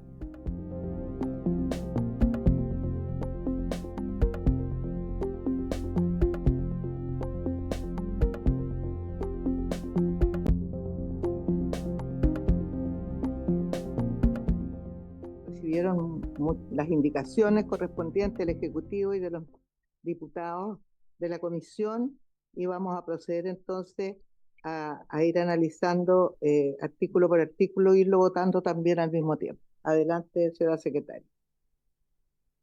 Entonces, artículo primero. Introducirse en el decreto con fuerza de ley 1 de 2005 de salud las siguientes modificaciones. Lo aprendí. Las siguientes modificaciones. Numeral 1. Reemplázase el párrafo segundo del numeral 12 del artículo 4 por los siguientes párrafos segundo y tercero, pasando el actual párrafo tercero a ser cuarto. Un reglamento del Ministerio de Salud establecerá el sistema de acreditación, la entidad o entidades acreditadoras, públicas o privadas, o su forma de selección, los requisitos que deberán cumplir, las atribuciones del organismo acreditador en relación con los resultados de evaluación, la periodicidad de la acreditación, las características del registro público de prestadores acreditados, nacional y regional, que deberá mantener la Superintendencia de Salud, y las demás materias necesarias para desarrollar el proceso. Mediante instrucciones de carácter general, la Intendencia de Prestadores de Salud definirá los plazos de los procedimientos de acreditación. A su vez, mediante resolución de la ministra o ministro de Salud, se definirán los aranceles que deberán pagar los prestadores, las entidades acreditadoras y los profesionales que rindan el examen para ser evaluadores de una entidad autorizada. Previo al inicio de un proceso de acreditación, las entidades acreditadoras deberán entregar una garantía equivalente al arancel que corresponda a dicho proceso. La Superintendencia, a través de la Intendencia de Prestadores de Salud, regulará la garantía, su mantenimiento, la custodia, actualización y liquidación en caso de insolvencia o cancelación de la autorización. Aquí se presentó una indicación de la diputada Gasmuri para incorporar en el párrafo tercero, que propone el numeral 1, a continuación del punto aparte que pasa a ser punto seguido, la siguiente frase. En caso que el prestador, el acreditado pertenezca a un grupo empresarial, la garantía a que se hace referencia precedentemente abarcará a dicho grupo empresarial en caso de insolvencia o cancelación de la autorización. Ofrezco la palabra. Ofrezco la palabra. ¿Me la cambié? Me cambié, ¿ves? Sí, es que fue. Ofrezco la palabra, no sé, la ministra o alguno de los parlamentarios antes de avanzar en la votación. O al, por supuesto, superintendente. No, sí. A ver. Adelante. Vamos a escuchar al Ejecutivo. Gracias, Presidenta, por su intermedio. Saludar a todos los honorables diputados.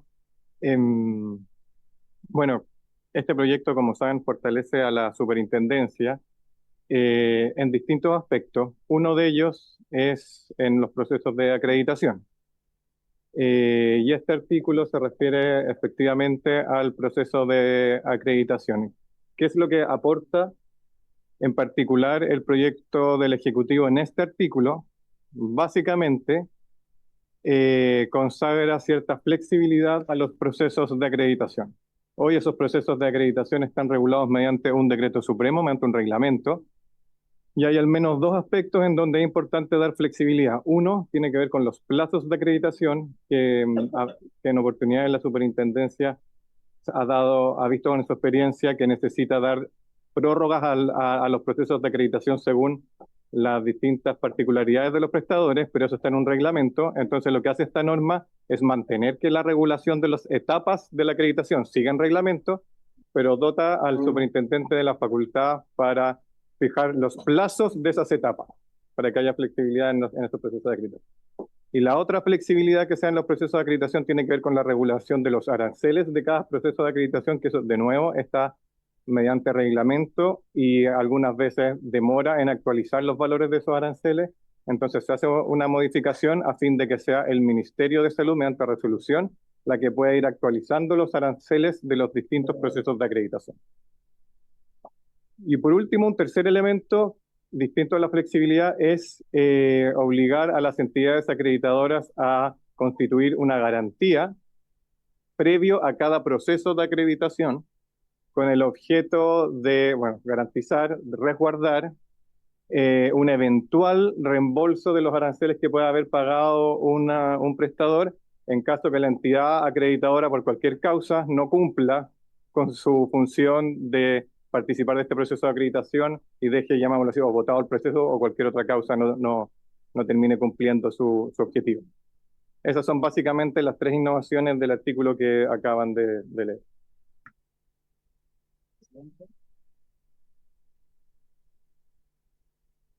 Superintendente. Sí, gracias, Presidenta. Respecto de la indicación presentada por la diputada Gasmuri, el problema es que esa indicación se refiere a los prestadores, ¿no?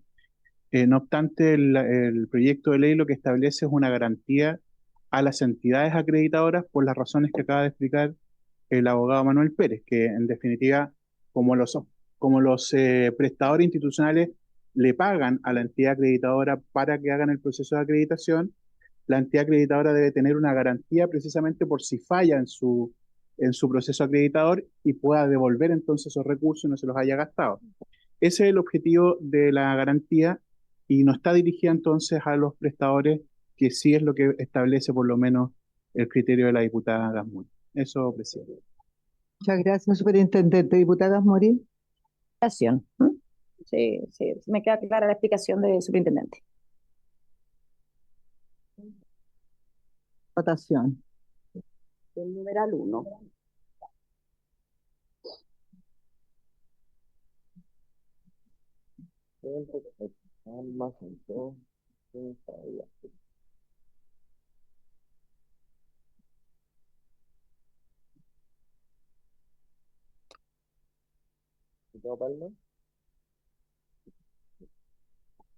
Ya, resultado de la votación, 7 votos a favor. Entonces se aprueba el numeral 1.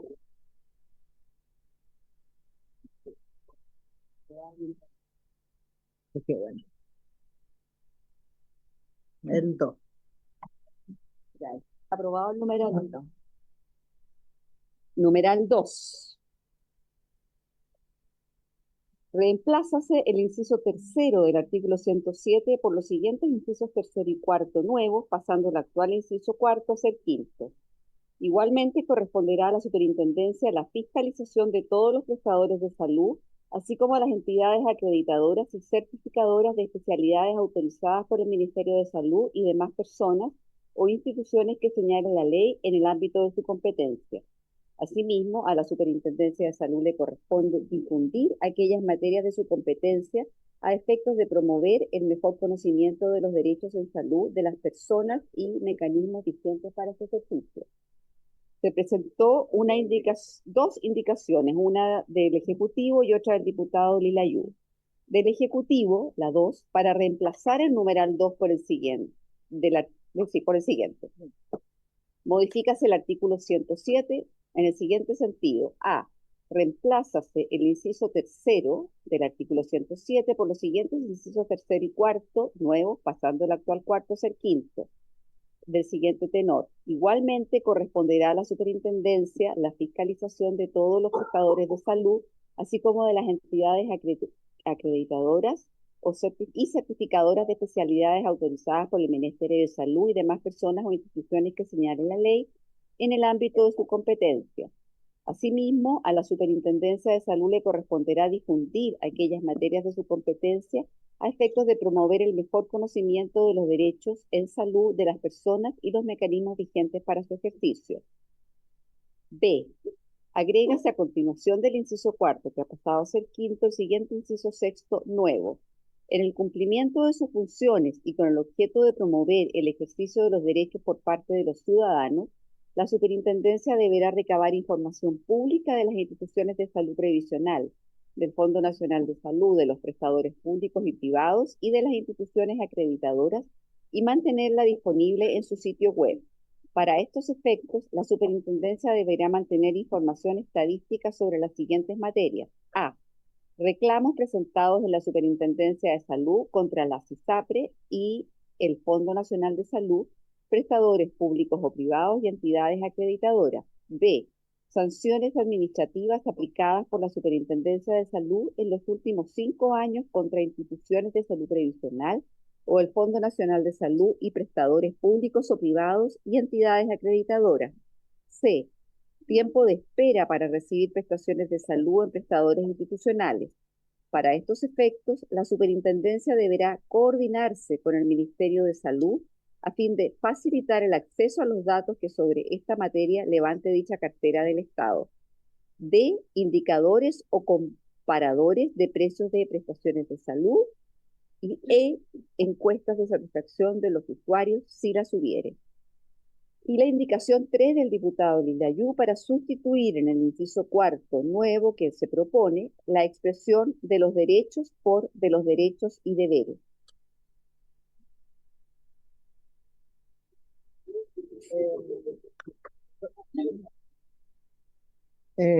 Diputado Lagomarsino, pidió la palabra.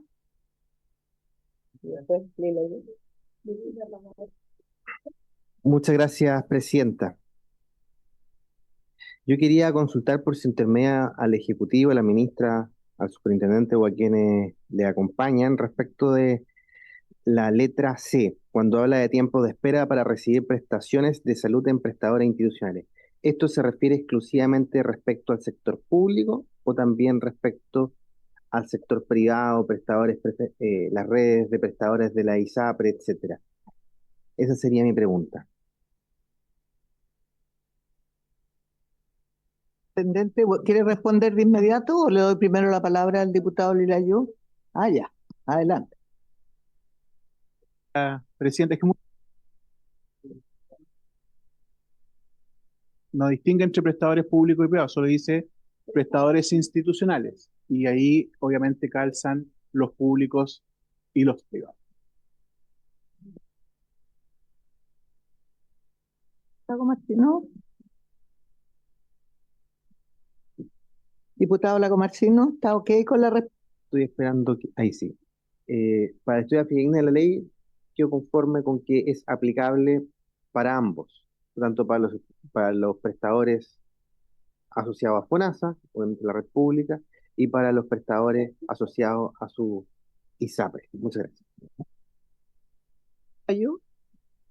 Solamente indicar, o como dice el doctor Lago Marcino, que quede en la ley, que es importante que no solamente sale derecho en salud, por eso fue la indicación, sino también los derechos y deberes. Yo creo que es importante que las personas que lo están viendo hay derechos y deberes, sobre todo en los tiempos que estamos viviendo, que han habido exceso en el tema de las licencias, que es una responsabilidad del que emite también, pero del que la recibe. Así que hay derechos y deberes. Yo creo que en ese sentido es importante dejarlo claro. A lo mejor se podría subsumir, ¿cierto?, la indicación número 3. Y yo también agradecer al Ejecutivo, porque creo que viene una propuesta, tenía que ver con el proyecto de la preexistencia, que lo hablamos en algún momento. Muchas gracias, diputado Lirayú. ¿Procedemos a votar o usted quiere hacer alguna? Votamos votamos las dos indicaciones. Es lo mejor. Exacto. Adelante, señora secretaria. Pasemos a votar. Diputado Lilayú.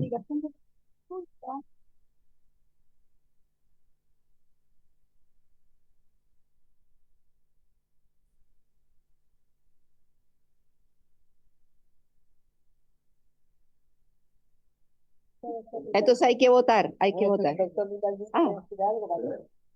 Ah, ya, vamos.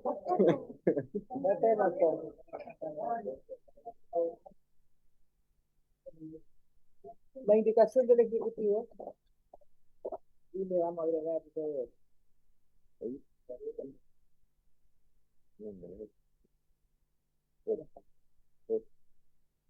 8 votos a favor, 0 en contra, 0 abstenciones.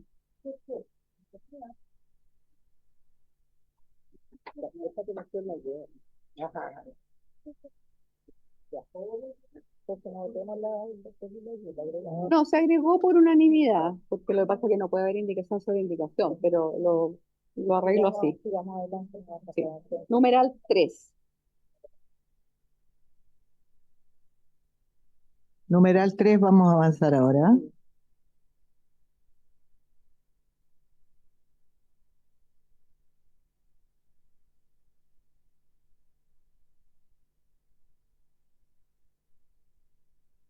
Consejo de la Superintendencia de Salud. Artículo 109 bis. Créase el Consejo de la Superintendencia de Salud de carácter técnico en adelante el Consejo, al cual le corresponde ejercer las atribuciones y cumplir las funciones que esta y otras leyes le encomienden.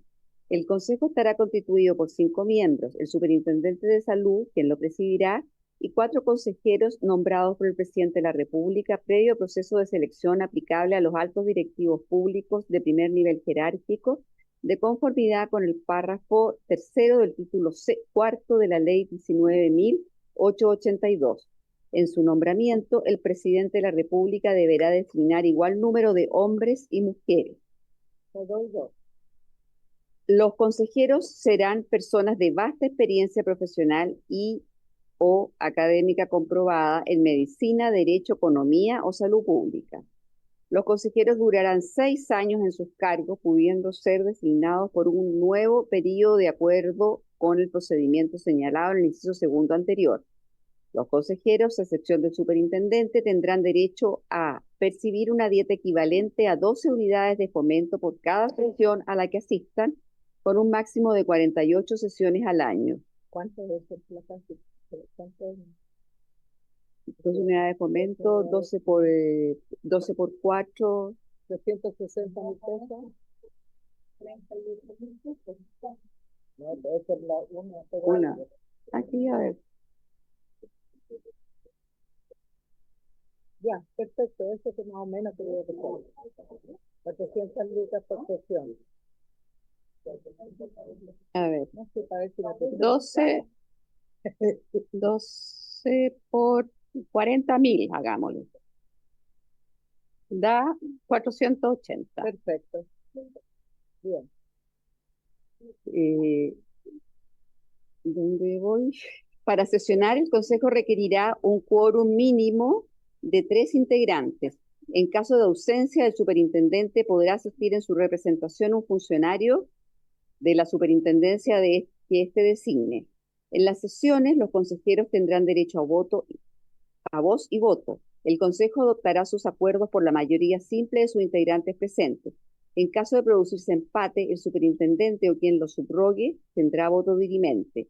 De los acuerdos que adopte el Consejo, deberá dejarse constancia en el acta de la sesión respectiva, donde también deberán consignarse los votos de minoría.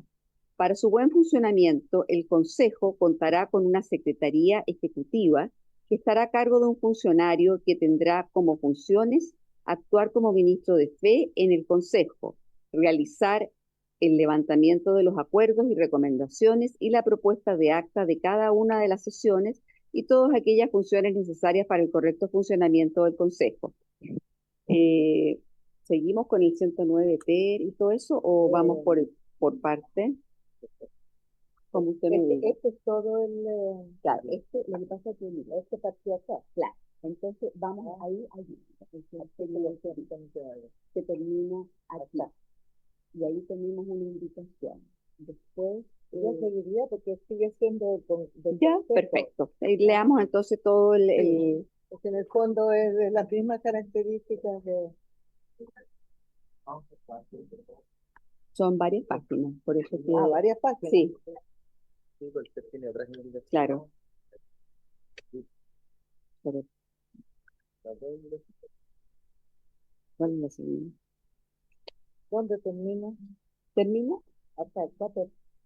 Seguimos. Porque después viene, claro.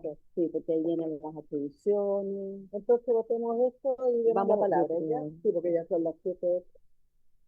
Entonces, espérese, y aquí a este bis, al 109 bis, hay 2 indicaciones. Una del diputado Lilayú, que es para... cambiar la expresión economía para realización de pescadores. No, la cuarta, la 4 es para, claro, es un nombramiento, es para eliminar en el inciso segundo de la oración final, en su nombramiento el presidente de la República deberá designar igual número de hombres y mujeres. Eso lo quiere eliminar. Y la 5 del diputado Lilayú también para intercalar en el inciso tercero del artículo 109 bis, luego de la expresión economía, lo siguiente: administración de prestadores de salud, entre comas. ¿El diputado Lagomacino quiere hablar? ¿No? ¿Qué? Con la palabra. Muchas gracias, presidenta. Mire, yo he reflexionado mucho en torno a este proyecto de ley y hoy día tenemos un cargo unipersonal en esta superintendencia y tenemos otras entidades, como por ejemplo la Comisión para el Mercado Financiero, la CMF, cuya decisión es colectiva, obviamente para equilibrarlo.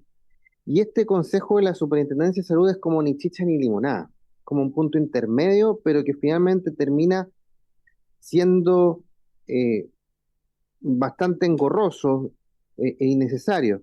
Porque si vamos a las atribuciones, facultades de este Consejo, aprobar el plan estratégico, monitorear el cumplimiento de este plan estratégico, emitir informes técnicos, proponer al superintendente la elaboración de informes técnicos, a mi juicio, son tareas para las cuales hoy día no se necesita un consejo de la Superintendencia de Salud.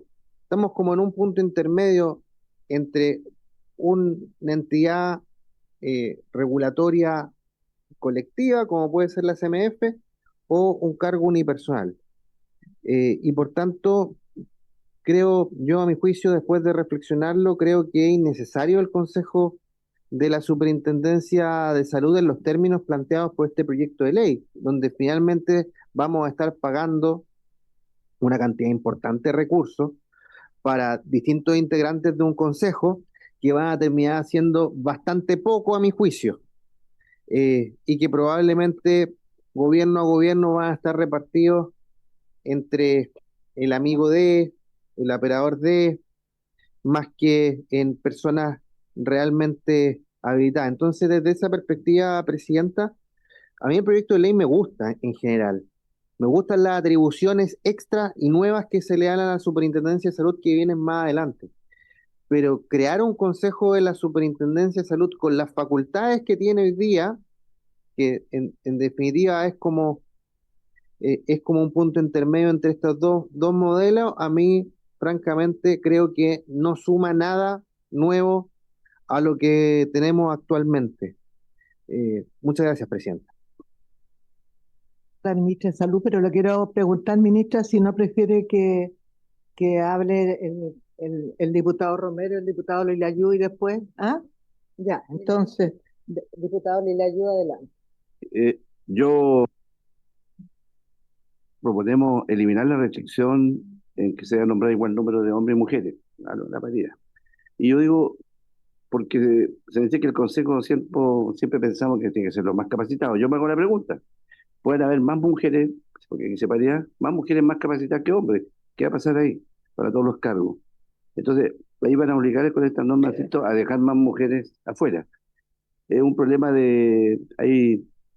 estas normas van a forzar siempre la paridad. La Corte Suprema y el Tribunal Constitucional tienen más mujeres que hombres. Tendríamos que sacar esa mitad y mitad. Normas que esto hubieran perjudicado a las mujeres ministras. Así que yo creo que la paridad va para mucho y el mérito, como en el caso del Tribunal Constitucional, la Corte Suprema, efectivamente están las mujeres. Entonces tendríamos que... ¿Dónde está la norma? Es un problema.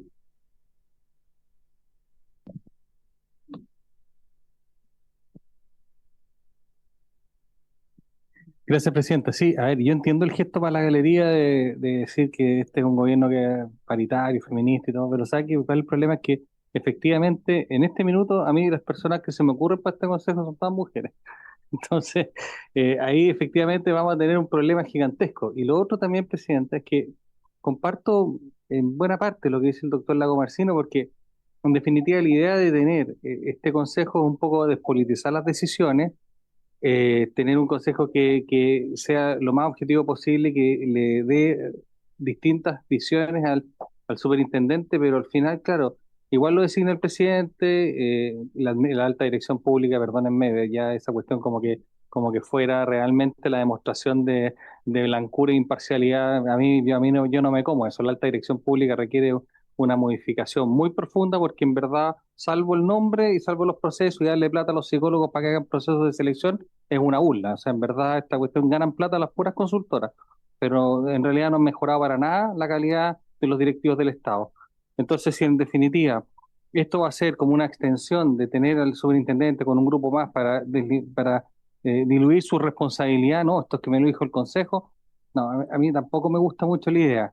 Puede ser que haya un consejo asesor que funcione, por ejemplo, con una a lo mejor integración objetiva, los ex superintendentes. Ya, ahí por último tú ya sabéis quiénes son, pues ahí hay de todo, pues. Hay abogados, hay médicos, hay personas que han participado históricamente que se incorporen a este organismo. Pero esto que lo designa cualquier persona, aquí hasta podría quedar yo, pues. Claro, si no salí electo, podría quedar hasta yo ahí de directivo en eso. Podemos estar con la doctora Molina, que todos los de la comisión allá podemos quedar. Entonces, no, la verdad las cosas es que en verdad yo tengo la sensación de que esto habría que replantearlo. Puede ser una buena idea, pero claro, este camino intermedio a mí tampoco me gusta mucho, presidente. Gracias. Gracias, diputado. Ministra, adelante. También le puedo ofrecer después la palabra al superintendente.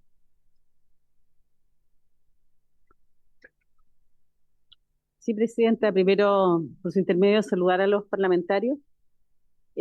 Ciertamente yo encuentro atendibles los argumentos que se han planteado, pero también es cierto que nosotros como sector contamos con el concurso de consejos asesores que han servido para tener buenas decisiones en relación, por ejemplo, a las garantías explícitas de salud o a la Ricardo Soto. Así que tenemos alguna experiencia como sector ganada a través de décadas de que tener un consejo asesor que es de personas externas al ministerio, contribuyen a tener un mejor análisis y tener puntos de vista distintos a las autoridades políticas que están en ese momento en ejercicio en los cargos.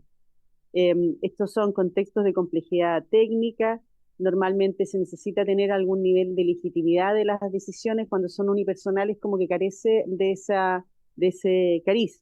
Y ustedes saben que hemos estado en el último tiempo viendo una serie de situaciones en las que se hace necesario requerir al concurso no solo de la autoridad que está más política, digamos, como en el caso que es la ministra de Salud, o de designados por el presidente, como fue el caso del superintendente de Salud, y tener el concurso y el apoyo de personas que pueden tener una trayectoria, que puede, por ejemplo, un ex superintendente perfectamente puede postular y cumplir con los requisitos. Nosotros encontramos positivo en la experiencia de gestión en instituciones de salud, tanto sea aseguradoras como prestadoras, porque la superintendencia tiene ambos roles. Así que yo reformularía esa indicación para el tema de experiencia en gestión en instituciones, en entidades de salud.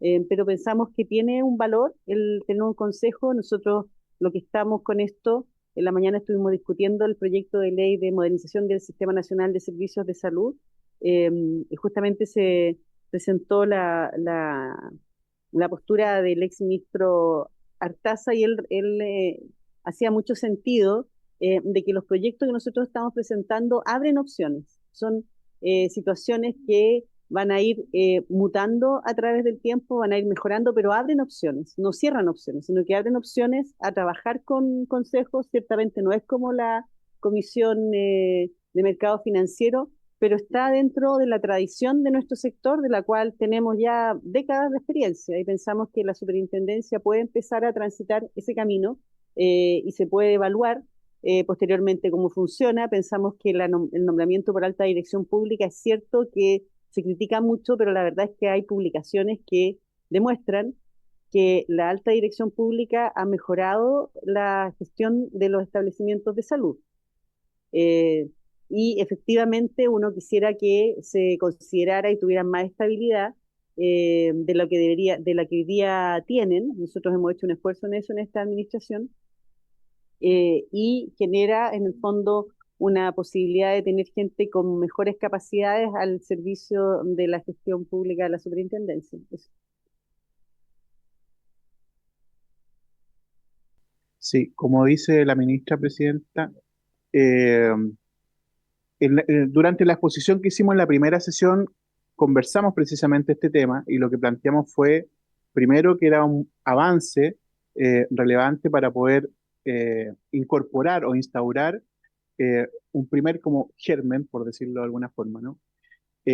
Semilla, me dicen que no diga germen porque se puede malinterpretar en el ámbito sanitario. Una semilla, a eso me refería con germen, de implementación de gobiernos corporativos en una institución como la Superintendencia de Salud, pero que fuera proporcional a lo que nosotros estamos generando también como fortalecimiento institucional. Porque una de las alternativas que yo les mencioné durante esa presentación es que pudiéramos en algún momento llegar a ser una agencia independiente, ¿ya? Reguladora, donde ahí sí tiene sentido un gobierno corporativo como el de la CMF, por ejemplo, cuyos integrantes no solamente son directivos, sino que también tienen roles ejecutivos, ¿ya? Y la estructuración de esa entidad es completamente distinta a la que hoy día mantiene la Superintendencia de Salud. Por lo tanto, vemos con buenos ojos que se genere este consejo, y, como bien dice la ministra, poder evaluar en el tiempo si es necesario darle más atribución al consejo, eventualmente transformar la entidad en otra institución distinta, pero creemos que eso hay que evaluarlo en el tiempo. Por lo tanto, esto yo creo que es un muy buen primer paso. Y también coincidimos con lo que dijo la ministra, ¿no?, sobre la indicación del diputado Lila Yu. Sí, debo decirlo, que es mejor que diga la indicación gestión en salud, ya, en vez de administración de prestadores, porque la superintendencia no solo ve prestadores, también ve seguros, ¿ya? Las ISAPRES y FONASA, entidades acreditadoras. Entonces debiera ser más amplio, y creemos que gestión podría ser una buena alternativa. Gracias, superintendente. Les doy la palabra al diputado Lagomarsino. Muchas gracias, presidenta. Yo entiendo que todos los consejos asesores que se citaron, sus integrantes son ad honorem, porque justamente cuando es esa mirada externa que puede ser tan positiva, cuando pasa a ser remunerada, pasa a ser una mirada interna, porque pasa a ser parte de la institución. Entonces, efectivamente, creo que hoy día hay una oportunidad de avanzar en lo que se ha dicho aquí, que es un gobierno corporativo, que eso es distinto a lo que estamos viendo el día de hoy, pero este punto intermedio donde tú integras un consejo asesor de personas remuneradas que pasan a ser externas a ser internas, y que finalmente sus atribuciones son bastante de papel, es finalmente estar gastando recursos públicos en, en materias que pueden resolverse sin esas personas, que es un escenario distinto a lo que ha planteado por su intermedio presidente del mismo Ejecutivo, que es un gobierno corporativo, que sería claramente un fortalecimiento real a FONASA desde una perspectiva de una mayor independencia, pero insisto, estamos en un punto intermedio que a mí no me deja, a mi juicio personal, después de harto reflexionarlo, satisfecho. Quedamos en un punto intermedio, gastando plata, prácticamente quedando, a mi juicio, donde mismo. Quizá avanzamos un paso, pero ese paso no termina cruzando la vereda, no termina haciéndote cruzar a la vereda del frente. Muchas gracias, presidente.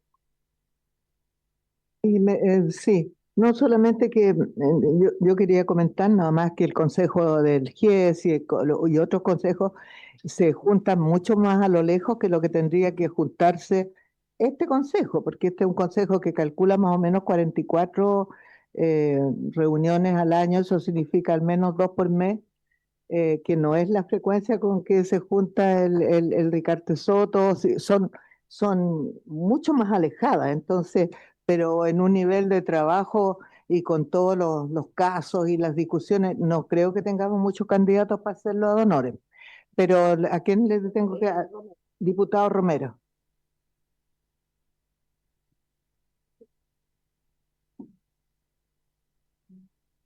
Sí, presidenta. No, solo quería agregar dos puntos. Primero que la discusión sobre incorporar consejo a la superintendencia es una discusión que tiene una historia, que viene a propósito de la ley corta, cuando se discutió también de la existencia de un consejo. En ese momento, para recordar un poco, el consejo tenía funciones permanentes y funciones transitorias. Las funciones transitorias tenían que ver con aprobar los planes y programas. Y una de las funciones permanentes que tenía ese consejo, porque recordemos que la ley corta establece un plazo máximo de hasta 13 años para poder devolver la deuda a los usuarios, y una de las funciones permanentes que se le había dado a ese consejo de la ley corta era justamente la supervigilancia y el cumplimiento de ese plan. Hoy día esa función quedó radicada en este nuevo consejo de la superintendencia. ¿Por qué? Porque, por ejemplo, si se diera el caso de que uno de los planes y programas de pago de las ISAPRES no se cumpliera, la superintendencia tendría que caducar, digamos, este plan de ajuste y pago, y tendría que dictar uno nuevo previa instancia o consulta a un consejo que hoy día en la ley no existe, porque funciones permanentes, la ley quedó con ese vacío. Entonces nos quedaríamos en el problema de que no tendríamos como superintendencia la posibilidad de dar un plan de cumplimiento de las obligaciones de la ISAPRE en el caso de la ley corta hacia las personas, porque no tendríamos a qué consejo consultarle. Y otra cosa que quería comentarles a propósito de la experiencia también, porque los cambios institucionales no son cambios que sean tan fáciles de implementar, tanto en las instituciones, más en las instituciones de salud que tienen años funcionando de la misma forma, como también para efectos de los usuarios. Y la experiencia, a mí me tocó ser la secretaria ejecutiva del Consejo consultivo en el caso de la ley corta es muy positiva. Primero porque se tiene, como decía la ministra, una mirada externa de personas que son, si bien ese consejo fue nombrado por este Congreso, eran personas técnicamente altamente calificadas, se generó una coordinación muy favorable y eso también le dio mucha validez a las decisiones que luego tomó la autoridad, porque están más conversadas, fueron cuestiones que se fueron trabajando también con los mismos equipos técnicos y eso permitió que se dieran mejores soluciones. Incluso las últimas opiniones que virtió el Consejo fueron no hace mucho a propósito de cuestiones que levantaron desde acá mismo del Congreso respecto a los montos de los pagos, no sé si se acuerdan. Esas son las últimas opiniones. Por ejemplo, nosotros hoy día, si tuviéramos un asunto que consultar de esa naturaleza, la superintendencia no tendría a qué organismo técnico consultarlo más allá de los equipos que son directamente funcionarios. Y lo último, respecto a la calidad, ellos no son funcionarios, son personas externas que reciben una dieta, no reciben un sueldo, están sujetos a un título distinto de los funcionarios de contrata, planta, de la dotación, digamos, habitual de un servicio público, sino que tienen un subtítulo especial. Y además de eso, en comparación con otros consejos, no solamente en materia sanitaria, porque los consejos en materia sanitaria son como los hermanos pobres, si uno lo compara con otros consejos, por ejemplo, con consejos de Hacienda o de otros organismos reguladores y fiscalizadores, es un consejo que sale bastante más barato que otros. Entonces, evaluarlo también como en el plano global, pensando en que la tendencia, tanto desde nuestra institucionalidad como la experiencia comparada, indica que los organismos fiscalizadores transiten justamente a los gobiernos corporativos y eso implica mayor independencia y también mayores facultades de fiscalización.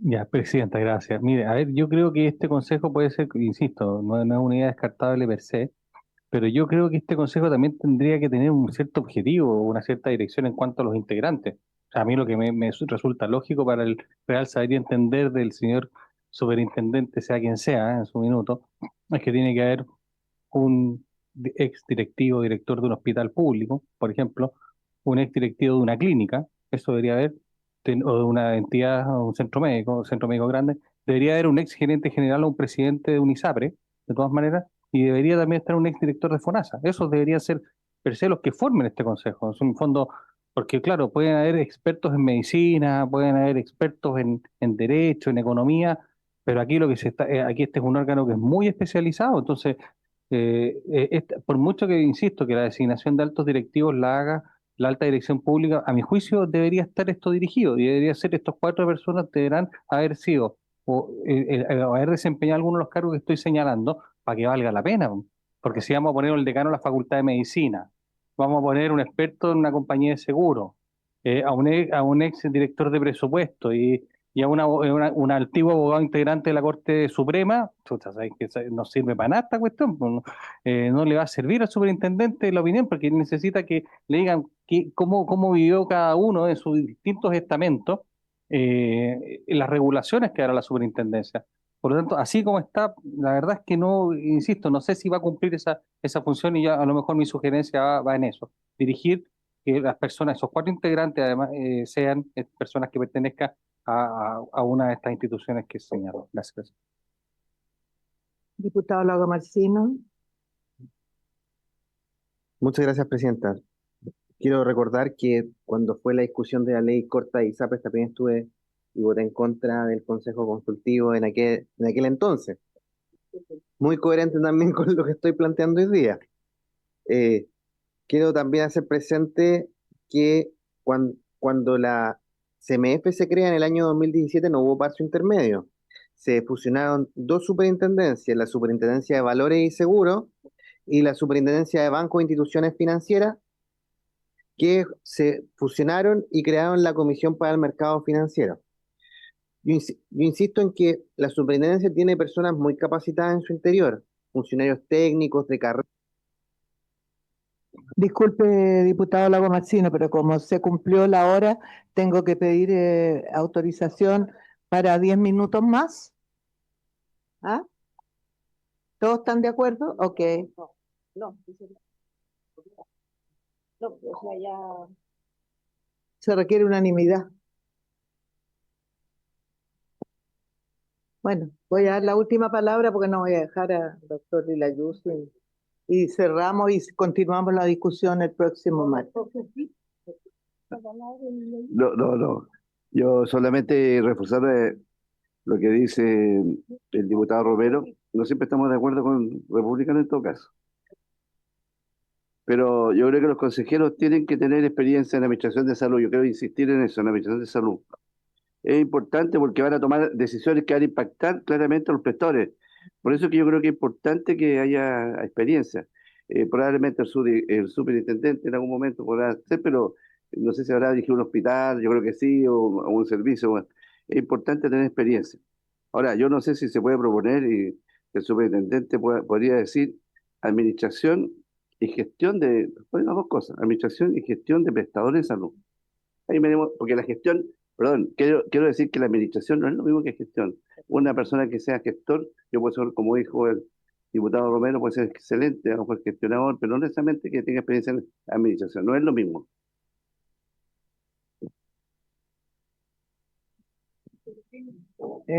No voy a...